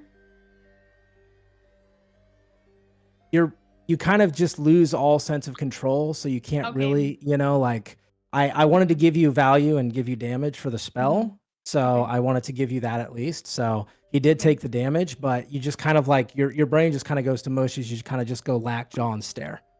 Okay. I'm not so nice, guys. Sorry. You're That's evil. okay. I was just checking because they You're- do have that feat. Yep. Okay, cool. No, it's good. Please. So as you kind of go, like I'm really punishing it here, but as you kind of just stand there, this entity kind of lurches a little bit forward, and then you see the large central mouth kind of go over you, and you hear this kind of like guttural, almost like a sandworm in Dune, as it just goes to eat you and consume you. And it's going to do so at advantage. Which one of us? Actually, one yeah, who's actually, upon Yeah, it's gonna do so at advantage. At Which you. one of Will. us? At Me? you. Yeah. Oh no! Oh, I rolled so poorly. I only did art for one character, Adam. Does a 15 hit you? No, it does not. You My are AC so is lucky. 16. You are so lucky. As this creature attempts to swallow you whole, for whatever reason, your staff that you're kind of standing there, it gets caught on the mouth and it can't quite penetrate past that as it kind of gets stuck there for a moment, and you're kind Try of the in taste this of moment poisonous with mushrooms, bitch. it. Swink. It is your turn. Upon seeing this creature kind of gobble her up, Swink would take aim and fire At? at the big creature. Question: Swink would, upon seeing poor Rue there go limp, and with the warning that Griff kind of gave us, he would try to basically like target like the body versus like the faces, because it feels like those maybe is making people go catatonic. Okay. So he's gonna aim just for body shots, try to You can roll me strike true. you can roll me like an insight check if you want to Oh, try perfect, to glean something more from this entity. Perfect. Yeah, no, 7. Yeah, shoot at the mass. Shoot at the mess. Okay, I will shoot my longbow. That is a 26 to hit. Yeah, that'll hit. Okay, and that's D8 damage. So that is 9 damage plus my Hunter's Mark damage.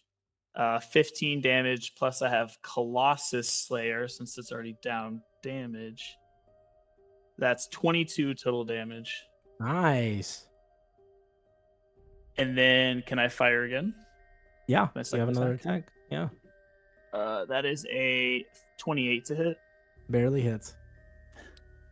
And then a D8. That is 14. And then one more Colossus Slayer. 22 damage again. Nice. Okay, damage boy, I see you. All right, you take 2 nice shots, and you kind of are a little worried because you saw your friend just kind of go catatonic there for a second, but you don't feel like as affected. Also, can you verify? Because I just want to make sure: is Colossal Slayer once a turn, or can you do that multiple? It's once a turn. I use the Hunter's Mark as multiple times a turn. Sorry, I said the wrong thing You said earlier. Colossal Slayer. Okay, Yes, all right. I sorry just wanted to about make that, sure. I was like, I was Yeah, pretty sure that was only once, because then Once that's a like turn, OP. Hunter's Mark is every attack. Fair enough. Fair enough. Sorry. Okay. All right, and that will end your turn. Do you want to move or anything? No, I think I'll chill there. Yeah. Okay. Aimon. Just hanging out. I was Getting gonna hugged. say, can I get my weapon at all still, or no? Still can't. Make another attempt. Well, I will say, if that's the, I'll just do the grapple again. If I yeah, can't I will do say it. you have advantage. This thing is severely hurt, so I will give you advantage on this. It's barely holding on to you. It's a 7 and another 7. 7 total? Yeah. Oh, 7. buddy. I don't have any strength. Buddy. Okay. Well, I will allow you with your bonus action if you'd like to attempt to draw your sword. I will allow you to do that again. Okay. Well, let's try it out. Oh, fell off my thing. 14. Yeah.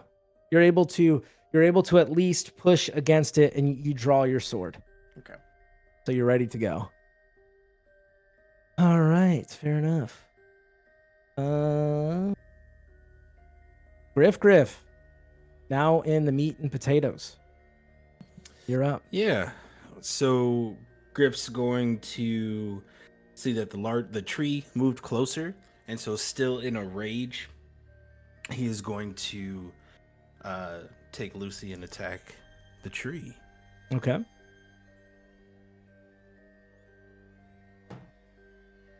That's a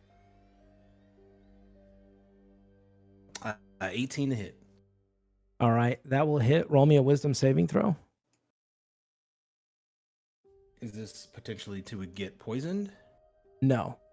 You're looking This is at to it. make sure that you don't go catatonic as well as you approach this thing. I do have the hood part of my cloak up. Yeah, but that's to be hit, and you're hitting this thing. Got it. Wisdom save. That is a 16. You feel your body begin to ache and slow down as you kind of start to go catatonic, but then you shrug it off as your strike hits true. How much damage? 13 points of damage. Okay. And then for my bonus action, I'm going to go into a frenzy and I'm going to hit it again. Okay. Let's go. That is... Oh, come on. You never rolled this well for me before. That's going to be... It's a 27. 27 will hit. Roll for damage. That's another 13. Okay. Big damage. As you strike this entity, this abomination twice, you see it, some of the heads kind of start to go limp as it kind of starts to recoil a bit, kind of undulating a little bit. You can tell that it is very, very, very badly damaged. Cool. Is that the end of your turn? Yeah, that's me. Okay. Aimon. You're going to just Do keep your getting worst. those love cuddles, okay? Do your worst. Oh, But I'm going to give you another strength save afterwards, okay? Because I am generous. So you're going to take 6 bludgeoning damage Mm-hmm. Don't worry, I'll heal you when you die. and 5 more bludgeoning damage. Got it. You said the thing's almost dead, though? Yes. Okay, I got an idea. Go ahead and make another strength saving throw for me. I'm going to give you this one. That one. Oh yeah. no! Yeah. Make a wisdom saving throw. 12. 12. You kind of like glance over at the tree. You kind of feel your body kind of tense up a little bit as you just look at that pulsing center and you feel that heartbeat again. But it just seems out of reach. But you're still cuddle puddled. Mm-hmm. Rue, unfortunately, you are just still catatonic. Oh no! So you just Not kind of stand there and stare. I will give you. Actually, no, actually, it didn't move. So yeah, you're still just catatonic. You're just kind of standing there drooling. Okay. This entity now, because it didn't like you very much, Griff, doing that, is going to attempt to eat you. So you're going to see this large mouth again kind of go to consume you. I need you to make me a dexterity saving throw.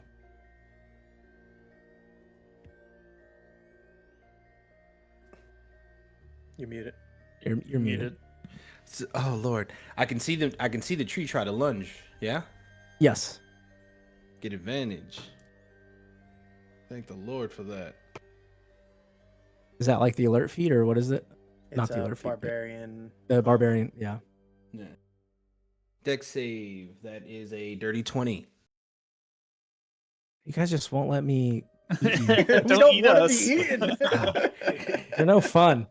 As Let this, me as eat this your again, characters. the- Why? No fun, Adam? the large mouth goes down to consume you, and you just kind of hold your hammer up, and it can't quite get around it as it tries to consume you and everything you are. Swink, it is your turn. Attack that big boy. Okay.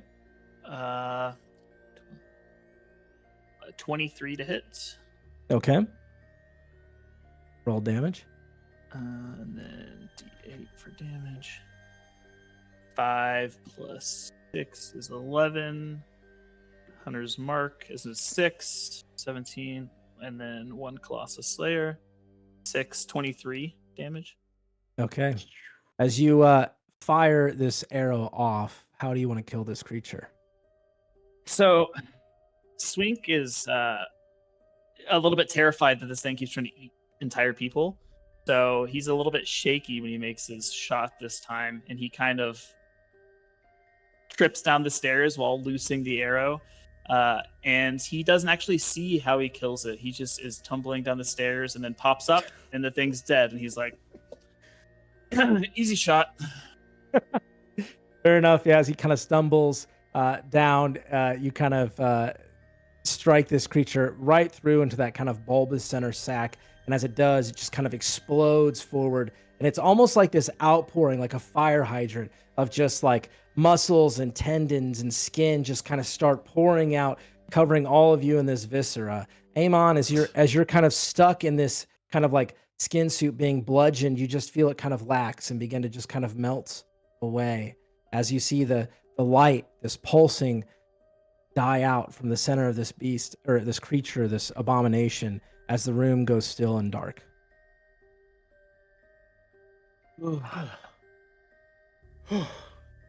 How is Rue? At this point, Rue, you kind of snap out of it. It's almost like you were casting the spell and then the spell ended and that was it. Couldn't breathe that whole time. Asshole. Rue, are you okay? We almost lost you. What happened? You got Draco'd. Eh? You went catatonic. I like look around, like where are the enemies, and there's nothing there. Yeah, you were out for a bit. Just like Draco. That's What was it like? nothing. I didn't Your head does kinda hurt. realize- Rue. My head It does hurts. kind of hurts and you just kind of Even my head hurts. you feel it kind of in the back of your head. Soup. Ugh, stupid heartbeat shit. I'm going to. How many people can I? Oh, that's one person. I have another healing thing. We're gonna go with Griff's plan and Get burn the this hell outta fucking here. house to the ground. As I Yeah. set my Yeah, flame tongue let's- sword and just start lighting. Worry about the healing when we get outside. Yes, I don't want to be in here anymore. Okay. Next time Griff neither. says run, we should run. Oh, I'm Yeah. I was sorry. gonna drown them, but then somebody who's supposed to be dexterous got stuck. I'm sorry. I'm just Leave you? supposed to assume how to dodge skin flying towards me. Is that what's happening here? I'm being blamed for this. I'm just saying I wasn't. No, I'm not blaming you. I'm just saying I wasn't gonna leave you. No one was leaving anyone. Or we leave the house. Griff is very tired. Now Griff's we at a can- level of The smoke exhaustion. is already starting. I'm setting. Yeah. I want to say, are you sure you want to light this house on fire in the middle of the woods? That is a great question. Yeah. That is the second time we were about to start a forest fire. Smokey the See, Bear it- fucking hates Magi RPG. I will say, to be fair, it is also a pretty dead forest. So it'd be pretty dry, right? Or is it wet? Hmm. It's a lot of dead wood. You know, Dead there- wood that I Yeah. feel is gonna collapse in. To But the there's next also- kindling. that the house is very like decayed and decrepit and old, right? And it is like close to the woods. It's not like there are some trees nearby. There is a very real potential. But I leave it up to you on what you guys want to do. Aemon is running Wait. on only adrenaline. He has been the one thinking the most. He is not thinking right now. Well, already lit it on fire, so In the viscera of this tree, because there was a red glow, is there anything from that? Make an investigation check. I hold my flame. Oh yeah, I don't see anything. That was a nat one. My luck is running out. Kind of like look around. You kind of do your little dance. It's just kind of like wet, pussy, mucus skin. Yeah. I'm not looking. I want to get the fuck out of here. Griff, I rolled a 7, so I didn't see anything either. Aemon leaves. Yeah, Okay. we'll let you light it on fire then. So I you're use lighting it on Druidcraft fire. to help the flames Just- along. Yeah. Just clarifying, we're lighting it on fire. It's a controlled flame. Are you planning on staying and I making want sure the- it's controlled? I want the gross shit gone. Okay, so you're burning the room. Yes. Okay. There is a large dead tree in that space. Yeah, that's true. Nah, I'm Druid crafting Alright, to burn the Aemon, whole fucking let's house see. down. Let's see. Aemon, are you gonna use your brain? You said you were. That's a I said what I natural said. 3. He starts cooking. Fair enough. As Yep. you enter, you leave up the stairs that you came and you walk outside, realizing that this is part of the story, but there's more. You can kind of feel it. And Rue, as you kind of step into the porch, as you see the kindling begin to start on the left, perhaps you stay and make sure this doesn't spread to a larger area. As you are all tired and wounded and ready to rest, you get this pulse, this urge, similar to those connections you have with the spores and the mushroom and the nature. Mm-hmm. But this one's different. There's a scent of decay on it. And as you kind of peer out into the darkness, far, far away from you, almost as if your face has just rushed to it, you see faintly whoop, whoop, whoop, whoop, that red light pulsing flow dance away from you. And that is where we will end tonight's episode. Ooh, spooky. We did it, guys. We did did. it, We didn't guys. die. I No one didn't got get to eaten. eat any of you. Sorry. Listen. As someone who almost had his sweet melanin taken from him, Sweet melanin. They I just was wanted hugs, traumatized. man. They just wanted hugs. Yeah. Hugs, not drugs, you Yeah. know? Like, but yeah, that will do it for the first episode of The Still Gray, our homebrew D&D 5e horror story. Just as a quick reminder, check out the Discord and the YouTube, both at /MagiRPG. Appreciate you all being here for my first foray into DMing and telling a story. I love all of you. Your characters are amazing, and it's a privilege. Special thank you to Momo and Mandy for the art that you see, as well as for Chris, our lovely Stormbeard, who tech directed and also helped me with some of the story for this as well. Yeah, we will see you. I guess what's the next? Is this In the a next week. show next week? Yeah. Yep. Then yeah, we Yeah, will we don't see have you. anything on Tuesday. Yeah, we will see you next week, same time here for episode 2 of our mini series for the Still Gray, and then obviously next Friday, Ancestral Blood returns. We'll see you then. Thanks for hanging out. Everybody Have a put good night, hearts in everyone. chat for Adam because he's an amazing DM. Yay! Yes. Yay! Stop it. Yay! Stop it.